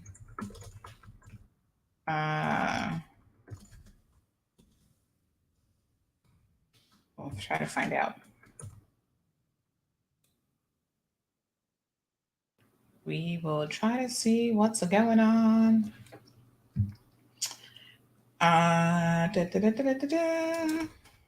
Okay, so I just sent a little note to everybody and what's up. So yes, I'm aware that the Facebook feed is having an issue. I'm monitoring the comments, but I don't see anything that's obvious yet. It just says that it has an issue. So I'm not sure what the issue is, but we'll keep an eye on it for you. So let me just read some of your comments. So Al says, yes, I'm a sculptor too. I have a piece in Hero Square. Oh, really? With the two women on the steps celebrating 50 years of camp. Oh, that's you? I didn't know that. And you also did the Cautionless Roundabout. Wow. Al, I had no clue. He studied bronze sculpting in Italy in 2004. What? You see, sometimes we don't even know.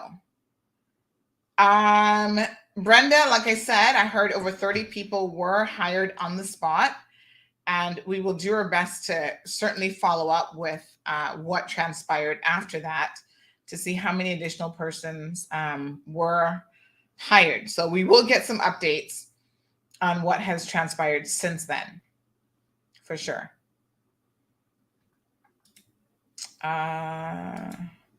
Yeah, I don't know what happened to the feed on Facebook. Let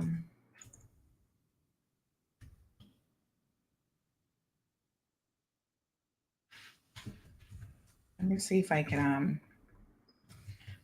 I can restart it, actually. I'm not sure if it's possible.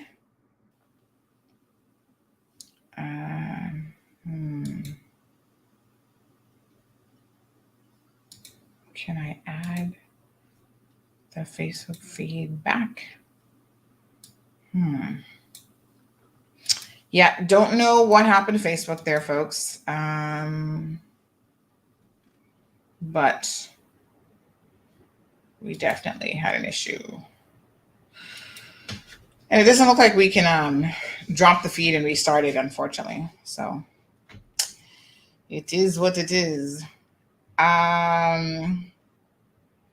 So Ms. Brenda says, don't agree. I've been in the sector my entire life, and I really don't care who feels threatened. Do your job and better if that's the environment. But at the very least, be reliable, says Natasha. Yes, Ms. Pranuk, good morning. People fed up I hope some sort of these businesses still using this thing about wanting and hiring Cayman just for sham for immigrants. Well, again, if you don't show up and do what you have to do, then you will never know. And I feel like we're to the point where we continually use that as an excuse for us to not even show up to the job fairs or, apply and so on, because we feel, and maybe we need a reboot of the entire industry. But a lot of people are feeling very, let me see if I can do it from my phone, because I don't really know what's going on with the live stream on the computer. Because we still got half an hour left. So it seems to be working from the phone. So I don't know if there's a glitch on the computer with the live stream, but there we are. We're back in Facebook. It's pretty bizarre. Anyway, El Rey says it's called The Bottom Line. Welcome back, folks. I'm just going to use my phone because we're having some sort of technical issue with the feed on the computer this morning. It dropped the Facebook feed, so I don't know what happened. But hey, 30 minutes, 28 minutes is still a long time, folks. We still got a lot to talk about. In fact, we're going to be switching the conversation up here a little bit. So El Rey says, yes, it's called The Bottom Line. Good morning, Miss Emma. Miss Emma says, I have a degree in hospitality and I get sick of people being told that you're overqualified while expats doing a job I could do with my eyes closed and hands tied behind my back. I agree with that, Miss Emma, and I've heard it too many times across different industries. Now, what they tell you is, and from the perspective of an employer, I understand it a little bit, but I think you have to take a chance on people. Because one of the reasons they won't hire you if you're overqualified is they feel like you will not be challenged. And believe it or not, more than anything else, people need to be challenged in what they do. So it's easy, I suppose, to say, well, I can do a job with my eyes closed. But how many of us would honestly do a job that is beneath you for very long? And so employers are very, very hesitant to hire people who are overqualified for that reason, because they do not want you to come into the job. They're going to spend time training you and doing all this stuff, investing in you, setting up a file in the HR department. And 2 weeks out, you're like, I'm bored with this job. It's not challenging me. And the truth of the matter is, people do get bored in jobs. And, for me, hey, I got the kind of personality. Let's be honest, if I'm super bored of a job, I'm probably not going to do it, and that's the fear that I think a lot of employers have when they hire people who have a lot of credentials on paper. Like, this job, you could be doing something else. Are you just using this because you can't find a job right now? Is this just a stepping stone to something else? Because it does take a lot out of an employer to hire someone, put in all of the elements of getting them onboarded, as they say, and do all this stuff, and then turn around and have them leave you within the probationary period or whatever. And so there are companies who will do substantial amount to try to avoid and weed out those individuals who they feel like, okay, this is what they're going to do. So Marie says work ethics. Marshall says it's been like that for years. A lot of Caymanian companies don't hire the locals. Gabby says you don't want to see the pay for those security companies. I have a Jamaican friend that worked for one, work until all hours in the morning and then up again first thing in the morning. Yep. And making minimum wage, basically. That's Andrea. Deep Blue Sea says in other countries, they use their own nationals to deal with the security of their airports, etc. Not Cayman. This isn't a real place. And again, those companies who are doing that have been able to put in a bid. So let's be very, very clear about how this has happened. They have been able to put in a bid with the Cayman Islands government for the cheapest bid, and the Cayman Islands government has given them that contract. So maybe what we need to be saying here, folks, is although the Cayman Islands government isn't doing the hiring, when they put out a central tendering, like the Central Tendering Committee, CTC, when they start to look at some of these tenders, maybe they shouldn't necessarily be going with the cheapest option. Because the cheapest option, 99% of the time, means that they're going to be hiring cheap foreign labor. The government gives them that contract because they're looking for a cheap contract. You see the knock-on effect? So maybe one of the requirements should be hire Caymanian staff. Yes, you're going to have to pay them a little bit more, but we want to see a company that is committed to hiring Caymanians in security industries at the airport. I bet you the Flowers Company would have a very different approach. They wouldn't be hiring all the foreign nationals that they're hiring if government in the CTC process had a mandate of, you know what, hire locals. I'm just saying. Think about it. Yes. So Ms. Brenda says, Sandra, in my career, I've met a vast section of people, investors, tourists, etc., and not one of them wanted to wake up before 9 a.m. unless they're catching a flight. Vacation, she says. But trust me, it's not the same for everyone. I have been on vacations myself, and the tours are first thing in the morning because normally that's when it's the coolest. And boy, you go out there and it's a whole load of people getting on the tour bus. So Larry says R&R for him is walking along Seaview Road. So, yeah.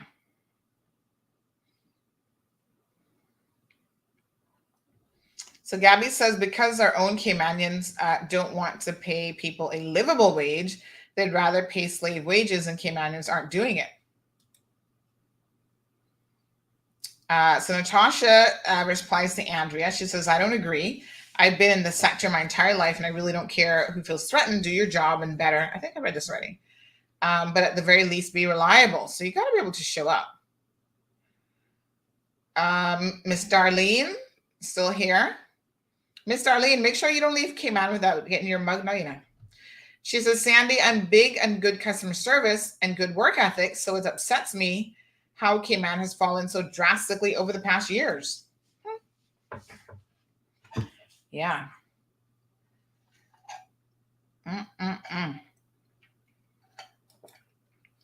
Damien says for that apartment in Cayman, that would be $1,200 a month. Let me be very honest. In other places in the world, you'd be paying that too for an apartment that size. I don't know about in Japan. I don't know what that apartment costs there. But yes.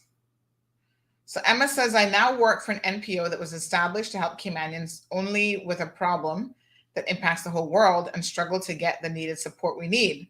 While NAU spending millions a year helping expats with 6 and 7 kids. So wrong. And no, I'm not stigmatizing anyone because I help anyone that asks for help, sometimes even depriving myself.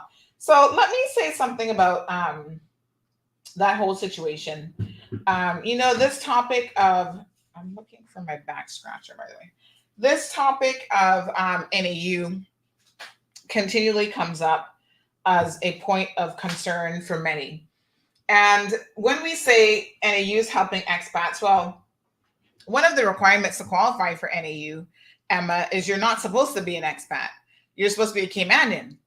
However, what ends up happening, folks, is Caymanians, remember we talked about marriages of convenience? They are marrying Caymanians of they're marrying foreign nationals of a very interesting caliber. And then they have all these anchor children, anchor babies to secure themselves. And they see nothing wrong with having 6 or 7 children to be able to stay in the Cayman Islands and get support for them.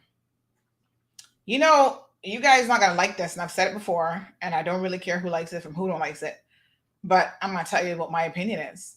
If you're an NAU, Needs Assessment Unit, you should be taking, what's the word I'm looking for? Monitored birth control, long-term birth control. You should not be an NAU and having any more children. I'm sorry to say, but this is the reality of it. And until NAU and the politicians can send that message very crystal clear to all of the citizens of this country, that listen, everybody might get in a position here and there, but if you're having to go to NAU for assistance because you can't afford to take care of what you have, you shouldn't be having any more children. And it's very, very simple to me. Okay? Just like they want to give you guided assistance for trying to find a job and other stuff, It's time to say, sorry, madam. Maybe after all them children you already got, you need to get your tubes tied. We'll pay for that. How about that? We'll fork up the money for you to get your tubes tied. Jared, good morning. Good morning, Miss Sandy. How are you? Yes, Andrea. This I'm doing it from the phone now because I don't know what happened to Facebook. So Jennifer says Japan is expensive too. Yes, Miss Brenda. She says I'm too close up. Let me see if I can. Yeah, this is the phone because I don't know, the computer dropped the connection for Facebook, so now I'm on the phone, so it's a very different look. Sorry. I figured it was better to at least continue the live stream so you guys could continue to participate in the conversation. But yeah, no clue. I don't know what's going on Facebook, y'all. But still, we got 120 people back on the Facebook stream here. Miss Jalissa says a Caymanian that gets paid a livable wage is the happiest, sweetest, most helpful person you can find. But when they're working for people that can share one house with 6 people and live like gods, when we can't, it would make people feel away. Caymanians need a livable wage, and we can't work 8+ hours for $4.50 and feel great. Natasha says, I agree with the birth control program. I'm all for it, but politicians not gonna tell you all that. That's the cold hard truth. I mean, listen to me.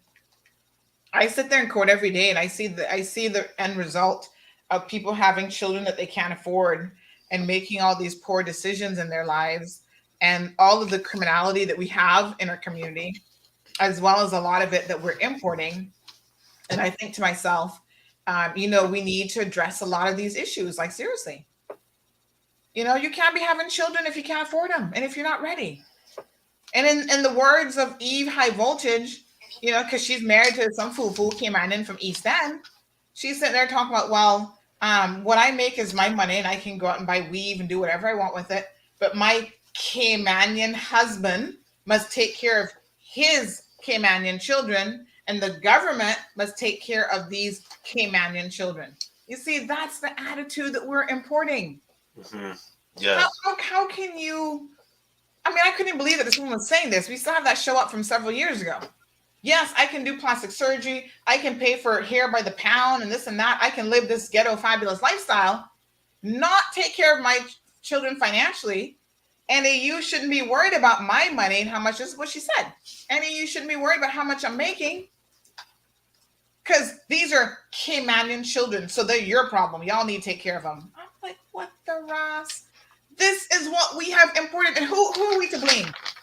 You all believe in the government for this? Immigration department, boy. Not immigration. These are individual people making the choices. If I go and marry some deadbeat Jamaican, Honduran, I don't care where they're from, some deadbeat person, and import them here into my community and drop them on us, and they're doing all kind of foolishness, having all these children, immigration is to blame, or I'm to blame? This is where personal accountability matters. But we always looking for somebody else to solve our problems, and somebody else to put the blame on. Oh yeah, the politicians need to fix these marriages of convenience. No, the people engaging in the marriages of convenience, they're the ones who need to fix it. Stop doing it. I get picture after picture. Sandy, look at this one. He showed up to the wedding in flip-flops, and he's on his deathbed, and look, he going to get married now to this Spanish girl, this Jamaican girl, this girl from the Philippines, Trinidad, wherever. Everybody knows that it's a marriage of convenience, but what are you going to do? How is immigration going to prove it? Because that little man, he like, well, I love her, and she loving his pension money, and trying to kill him off real quick. She going to put some extra salt in his dinner to hurry up and kill him off so she can live a good lifestyle. There's another case that somebody brought to me recently where remember the guy who had the heart attack up in East End? And there was the video going around with it. It was kind of really hard to watch because they were trying to revive him. And apparently he had not too long married a Jamaican girl. He Jamaican himself, but I think he had status or whatever, right? And he had married this girl to allow her to stay here. Hear how this one go. He married her to allow her to stay here. And then poor him, he dropped down with a heart attack and died. So, hello, she's the spouse. So all of a sudden, she got his pension money. She got this. His family in Jamaica telling people must reach out to Cayman Mall Road to help them. Help you with what? What am I supposed to be helping you with?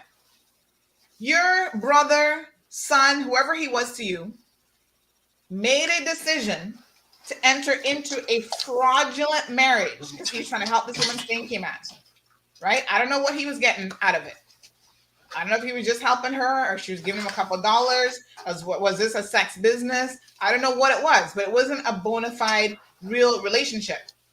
And within months of him marrying her, poor him, he dropped dead. And now his family in Jamaica is like, well, this isn't fair. She shouldn't have access to his pension money, really. So he didn't understand the implications of getting married to this woman. Seriously? And now y'all think that this is a story? Well, you know what the story is? The story is a lesson. Don't be stupid. Don't get married to people for all the wrong reasons. Because yes, when you drop dead, they are entitled to your pension money and anything else you got. They will take it. So she's barely paying for the funeral here at Churchill's is the story. And the poor elderly mom in Jamaica now, she not getting nothing from his pension. This one, that one. What you want me to do? I'm not a miracle worker. Jared, I'm going to read a few of the comments on the phone. Let me see what people are saying now. Actually, let me pull up the feed on Facebook because it's hard to see it on the Yeah, very interesting. Yes, child. Once it's people, you know it's going to be problems, in particular Caribbean people, because we know Andrea how to said take that's a things. cold hard truth, honey child. Miss Brenda says the attitude should be blamed on us Caymanians. Yeah, we can't blame nobody else for some of this foolishness going on here. Peter says agree with mandatory birth control for mothers without means or husbands. Yep. Long-term birth control, y'all. But everybody's like, it's all about, me, and my rights. You can't tell me what Human to do. rights. Yeah, it's going to be I have a right to control my body. You have a right to control your body all you want. But you don't have a right to do so when you live off the hard backs of the Cayman Islands government. The government is not a bottomless pit when it comes to money. So does Cayman still, what is this? Does Cayman still immigrate housing law? What is that? Immigration housing laws? Damien, I'm not sure. Yes, I think she's talking about, when somebody got hold of money and they can invest, like let's say they have $1 million and they inject that money into Cayman, they get accelerated into the PR program. Yes, I think that is what she's talking to or referring to, but I stand corrected. Oh, Miss Darlene says that in the UK government has changed their laws re support for children. If you have more than 2 children under a certain age, the government will not give the support for any more. Yeah, I mean, because listen, there are people who are having their rent paid. They're getting food vouchers. They're getting all this stuff. And whatever little money they make from hustling on the side, they then live this ghetto fabulous lifestyle, right? But essentially, they have government paying all their major bills. So they're not going to stop having children or doing whatever they think is required. I know some of these people, let me tell you the God's honest truth, right? Who will get a job because NAU says you need to get a job. And NAU goes out of their way, give them training, give them a job. And they quit. They do not show up to work. And then they go to NAU with some excuse about why they can't work again. Oh, I hurt my back. I did this. And it's like, oh my God. Seriously? We need to start having, as a community, in my opinion, just higher standards everywhere. Andrew says all over the world, it's a go on. Yes, it go on all over the world, but I'm not business with the rest of the world right now. Yeah, and I'm business with Cayman. Cayman is small enough where we should be able to control some of these things. Yeah, Don't allow people to come here and use this country the way that we have been. It's just been absolutely ridiculous.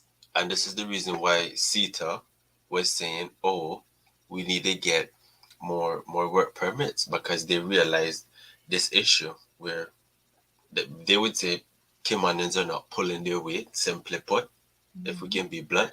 and they'd rather people outside the country who would be more willing and be thankful for the little peanuts where they get in to be here. And I think, as Caymanians, we need to objectively look at it and say, well, come on, we can't. If you see somebody slacking off on the job, but I tell him, hey, get your ass up. We need to go to work. It's not only you're representing, like that saying say, where it go, when you leave the house, it's not only your family you representing everybody. So they need to bear that in mind, because if one person mess up, just consider the whole group of Caymanians mess up.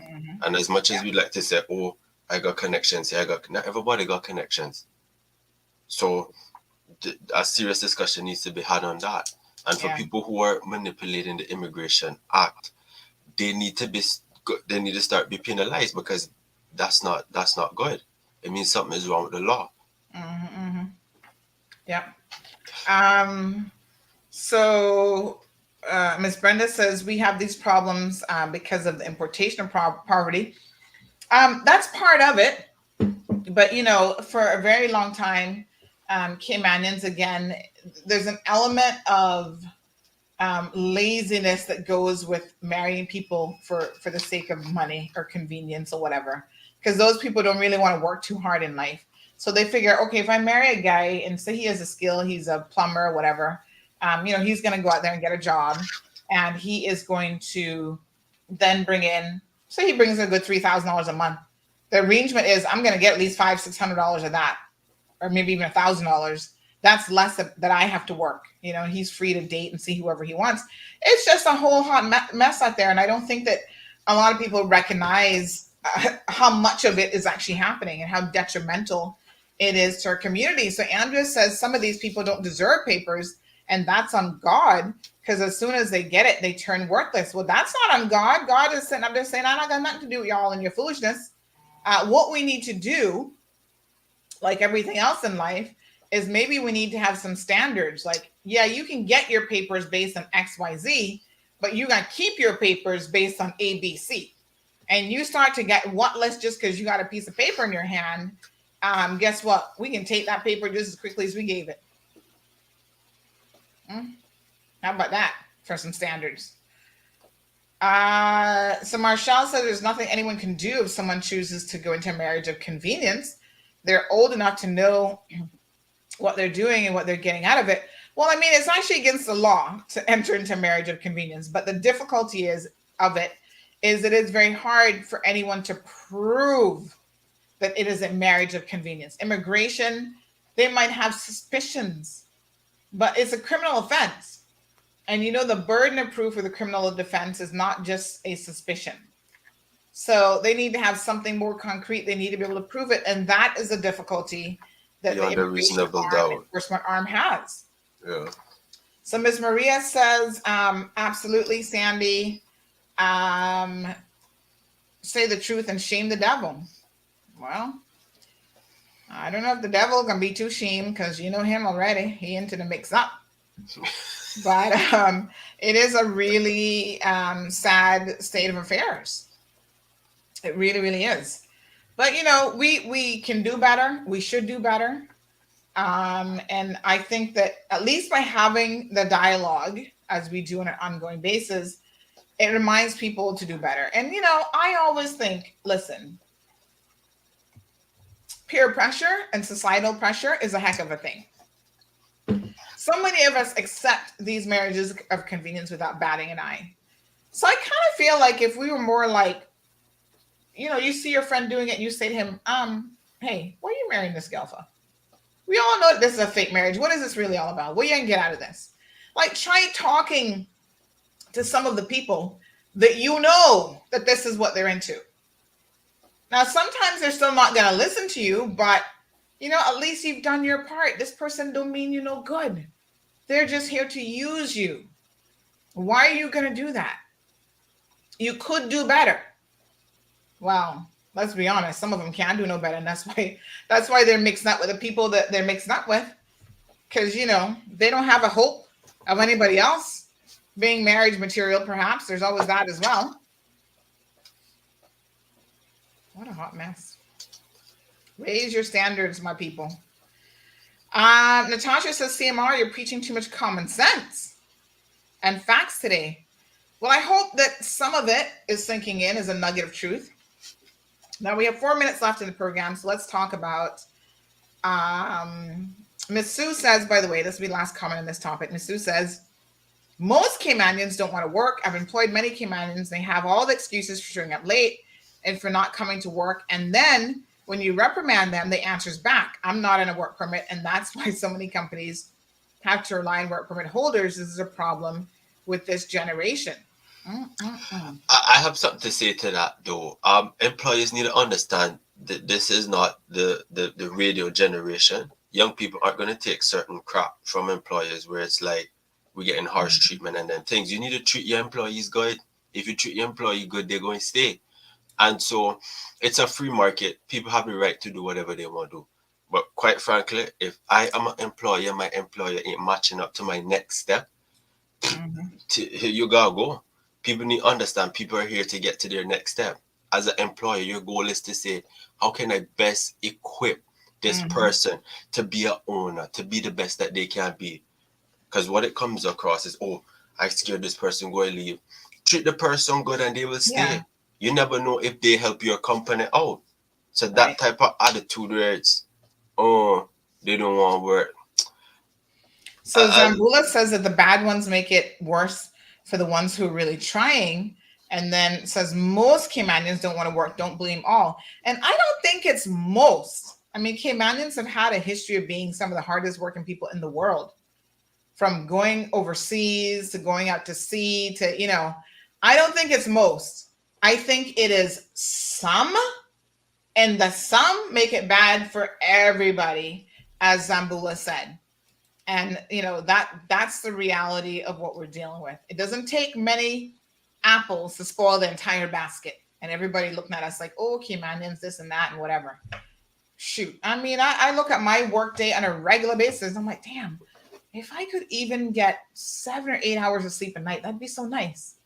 But I don't have that luxury right now. I'm building a brand here at CMR, and that requires way more work than anybody can appreciate unless you're actually doing it. And you know the irony of it? Our own people, they don't know how hard you're working. They don't know what you're doing. And they sitting in the background begrudging you, trying to make up stories and being jealous and stuff over only God knows what. It's like you're damned if you do and you're damned if you don't. You're hardworking Caymanian. You're out there hustling. You're doing your thing.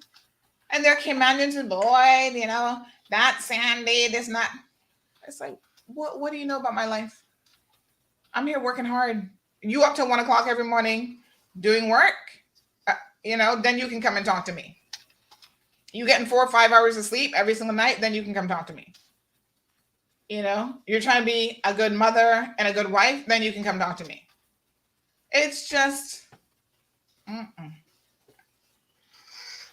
these are the struggles. So Kyle, whatever the heck your name is, are you listening to the show this morning? Because he made a comment that, oh, I don't understand the struggles, he says. Hear him now. Oh, because you support the patent government. This was under a comment about the Omicron variant, right? So he says, so what happens to us that this reopening has been a nightmare. And if you weren't packed, you would be saying the same. And I'm just like, dude, what are you talking about? The entire world is in the same boat right now. We're all in this nightmare. Now, everybody reacts to stress a little bit differently, right? This is what I said to him. I'm over here in my corner holding on the fort. Meanwhile, you are out there traveling and living your best life, and you're talking about life is a nightmare? Dude, you didn't just go to Miami the other day? What kind of nightmare are you living in? Because you can get up and travel and go this place and that place and live in your best life, and you're still feeling that life is a nightmare. Imagine. You know what part of the problem is? Our people are not as resilient as they used to be. Now, listen, I'm not saying this pandemic, not some crazy shit. I mean, this is like next level.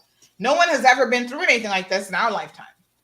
But I also get the sense that maybe because none of us have been through something like this, maybe some of you older heads have, but you know, we don't have a clue. We so used to like this soft life where everything is gonna be handed to you in a platter. I don't know nothing about that life, Kyle. Like seriously. I don't know, whatever is a nightmare stressing you out. I had to think to myself, is this really a situation of where you've had life too good?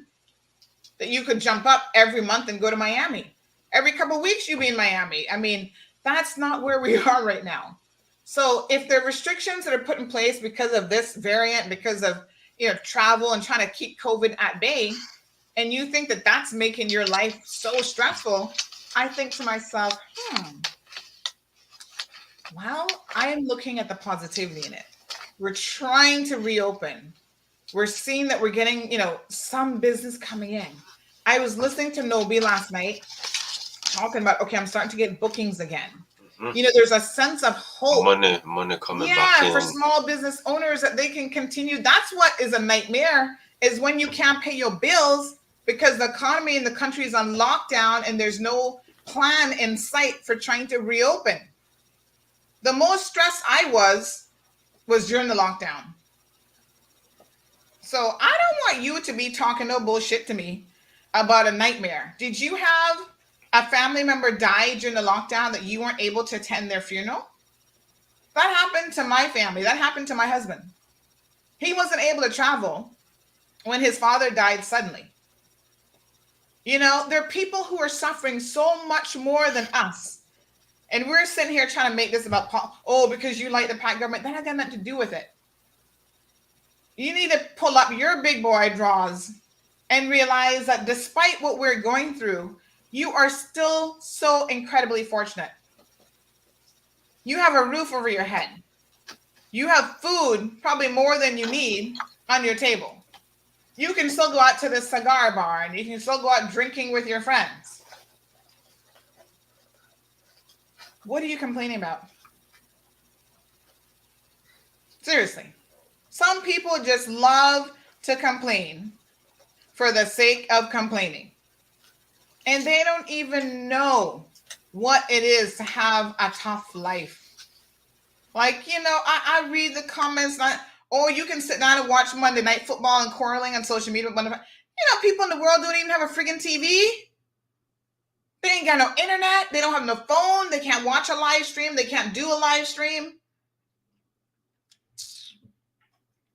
Y'all need to stop. Everything is a damn complaint.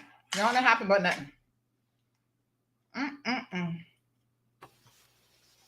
The people who are not gonna, this is December 16th, there'll be people who don't even make it Christmas. Right? On their last leg, and we sit here complaining about foolishness. Oh, and life is such a nightmare. Wow. Y'all need to be a little bit more thankful. I'm telling y'all. The world is not horrible from where I'm sitting in the Cayman Islands. Yes, we have our issues. Yes, there's a lot that we could do to make improvement, and we want to get there. But at the end of the day, can we not be a little bit thankful for what we have? Is this not the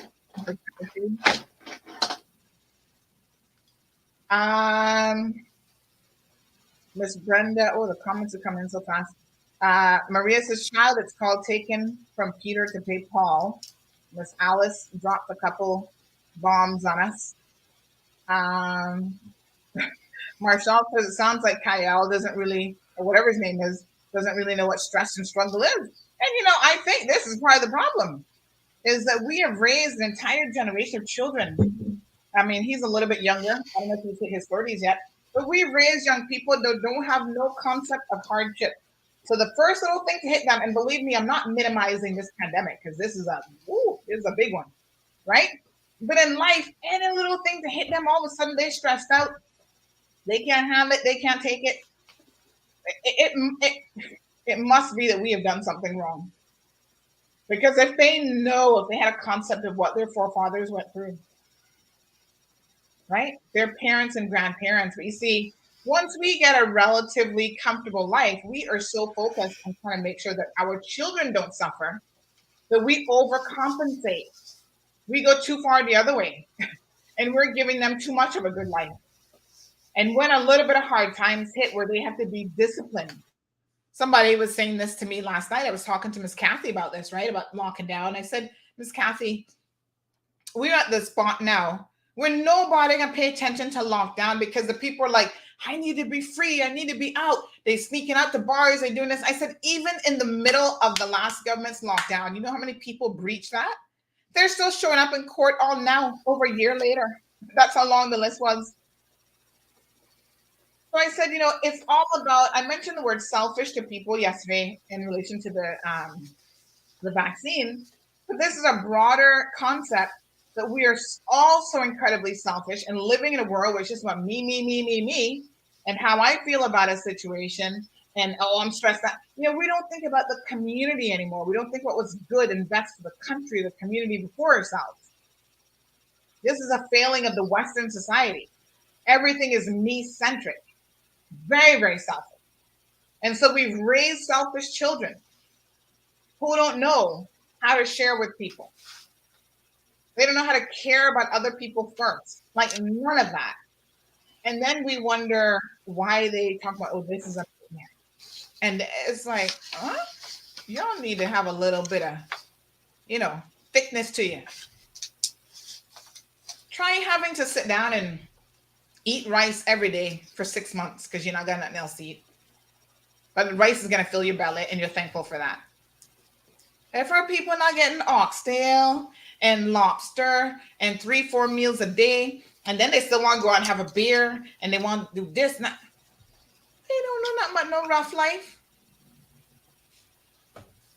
Maria says, I have a 13-inch TV and it shows beautiful more than a 60-inch TV.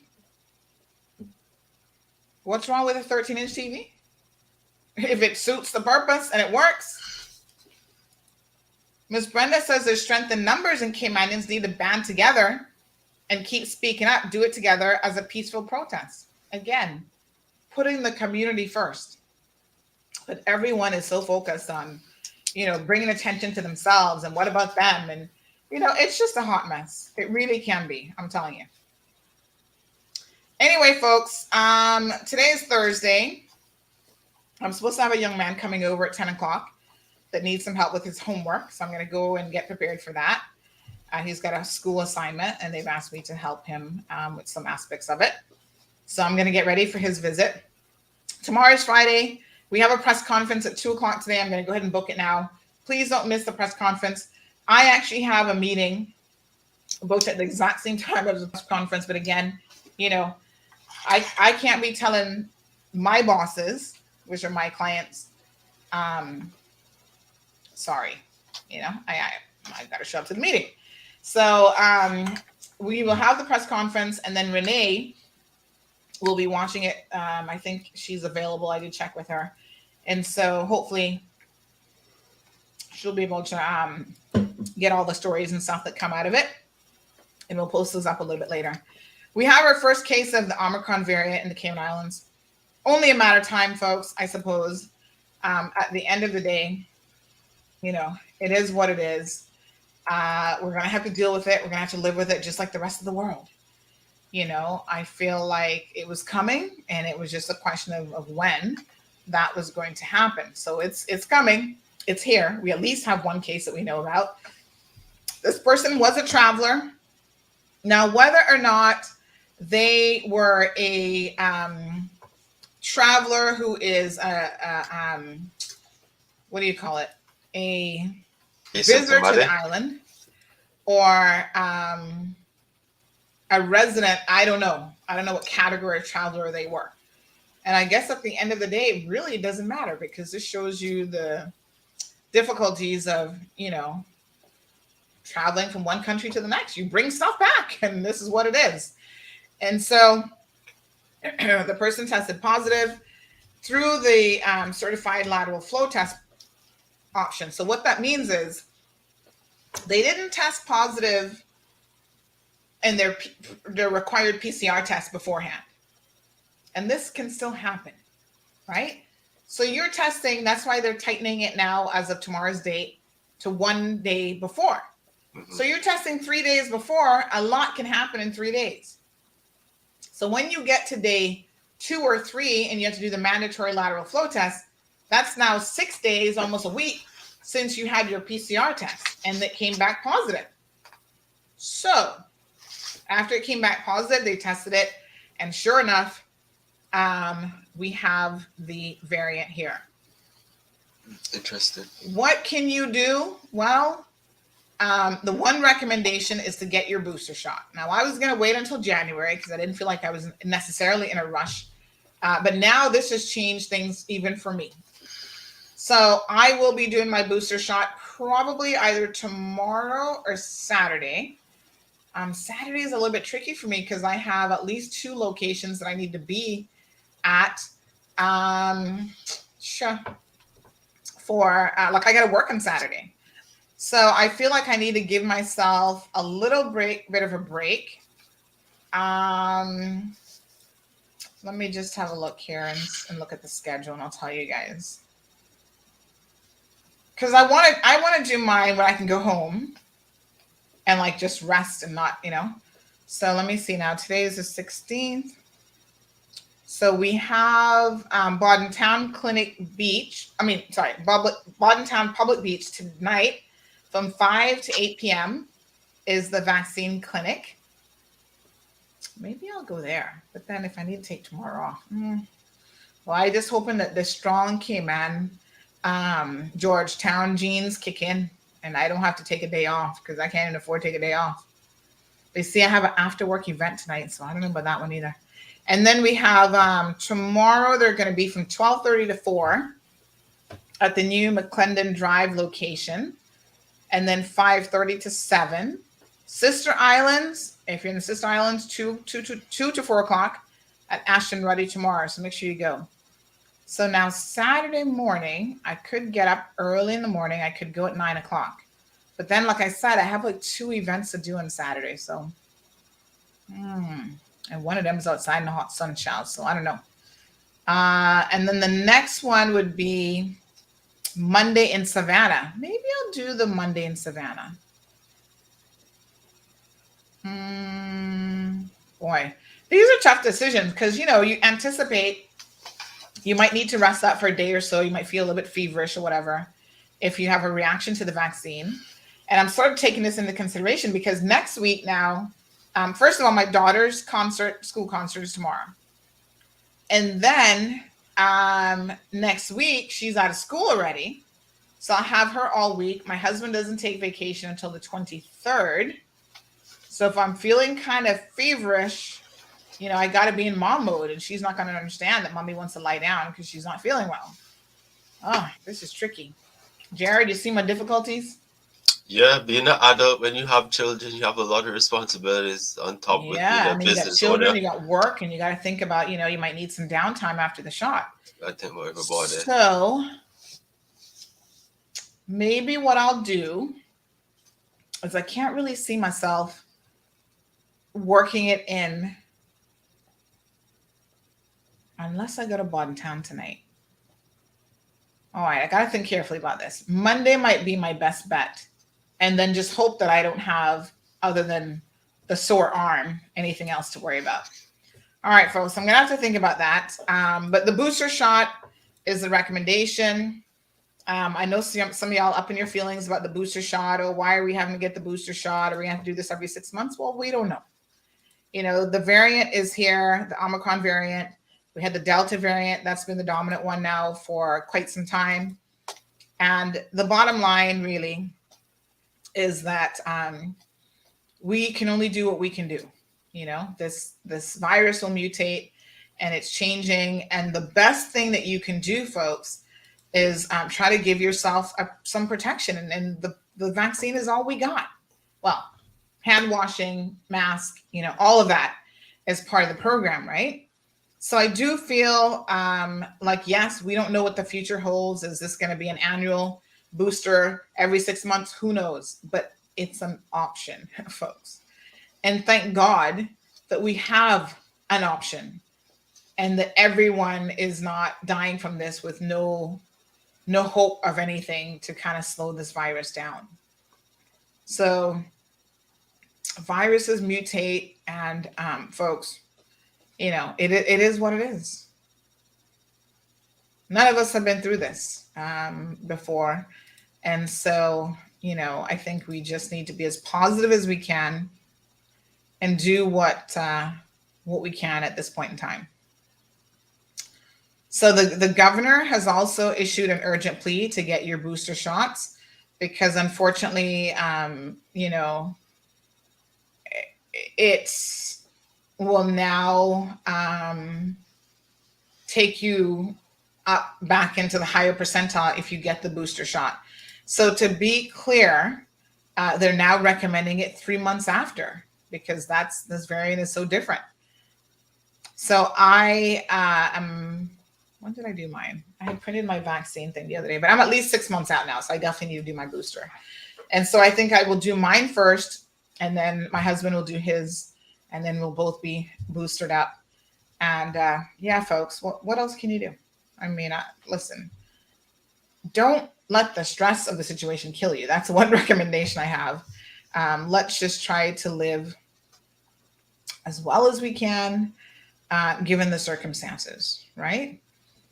So press conference today at 2 p.m. So please tune in for the press conference. I mean, I don't expect to hear a whole lot, except that, obviously they're aware that the Omicron variant is here.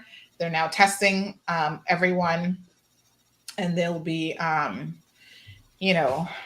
just recommending. I mean, they've already shortened the testing requirement time. I'm not sure what else they could do to try to slow this variant down any further. They're following the exact same protocols that everyone has been doing as it relates to trying to slow this down as much as possible. We do know that it is twice as transmittable, like it infects people sort of at twice the rate of Delta. So far, I think the verdict is still out if it's just as deadly or serious as Delta, worse, or maybe not as worse. There's not enough data on that quite yet. But what they do have data on is the vaccine boosters help, and it does infect people at twice the rate of the Delta variant. So let's pay attention during the press conference, and then we'll see what comes out of that. And we'll take it from there. Okay. Jared, thank you for patiently waiting. So Jared has told us that he's going to be starting his own little company soon. So when is this launching? It's launching January the 1st, 2022. Okay. Very good. It's called KY345 Merch. Yeah. So tell us a little bit more about it in the coming weeks. Okay, yeah. And we can take it from there. So have a beautiful day. You too. Folks, again, I don't know what happened with the connection on Facebook, but we got it up on the phone. You got to improvise where necessary, let me tell you. So there's that, but thank God we have a phone and we could still do the live stream. Appreciate you guys tuning back in. And Tab Jam says, is your sister fully recovered from COVID? Yes. I think she's been recovered for like a little while now. So you guys will know that one of my, she's a half sister, but I don't really, to be honest, I'm not close to her and I don't really know her like that. So I will hear from other people that she has recovered, but she has other, and I'm glad that she's recovered because she does have other health issues that, would be considered comorbidities. So this could have been, her infection could have been very, very serious for her. But thankfully she was vaccinated and she had a bit of a fighting chance to recover. So I heard from a source yesterday that there's another person in the hospital who's on a ventilator that they may be pulling the plug on him. I can't say a whole lot about that, except that that's what I heard. So I don't know who he is or anything like that. We did have a death in East End. So I want to extend our condolences to the families of that. You'll hear a bit later on who that is. So, Cayman Islands folks, we're all interconnected. So when somebody dies, you're like, oh, that's so-and-so's father and husband or wife. Or so there has been a death of an elderly person in East End. I've got it several, and not just East End, Gun Bay. Because you know them East Enders, child, they'd be like, Gun Bay different. So yes, we've gotten word of this person passing away this morning, a male in the Gun Bay area. So our condolences to him and his, to him. Well, he's dead, but our condolences to his family, the family of the deceased, and just to know that we're thinking about them during this very difficult time. All right, so we'll see you guys at 2:00 for the press briefing. Please be safe. And like I said, tune in and we'll find out more about what's happening. So for the YouTube people, I'll play the regular outro. And then for Facebook, I'll tell you guys to have a beautiful day. Thank you, Irvelyn. Cyber Warfare Test, says Damien. Denise, Josephine, Odette, Ken, thank you so much for watching. Chantel says, I did my booster, no problem. Yeah, I mean, some people just like the first shots may or may not have a reaction. So I didn't have a reaction to either one of my shots, and maybe this one will be the same. Who knows? So I'm thinking I might, I'll decide when I'm going to do it. Sometimes I just do it at last minute. I'm like, you know what? Get it done and dusted. Let me go in there and just get it done. So not sure yet, but yeah, we'll get it done soon enough. All right, beautiful people. Have a wonderful day in Facebook world. And YouTubers, you guys have a beautiful day as well. Thank you for tuning in to another edition of The Cold Hard Truth. Make sure to check Facebook for showtimes and more information and the latest news at CaymanMarlRoad.com. Subscribe to our IG and Facebook pages to get the latest happenings.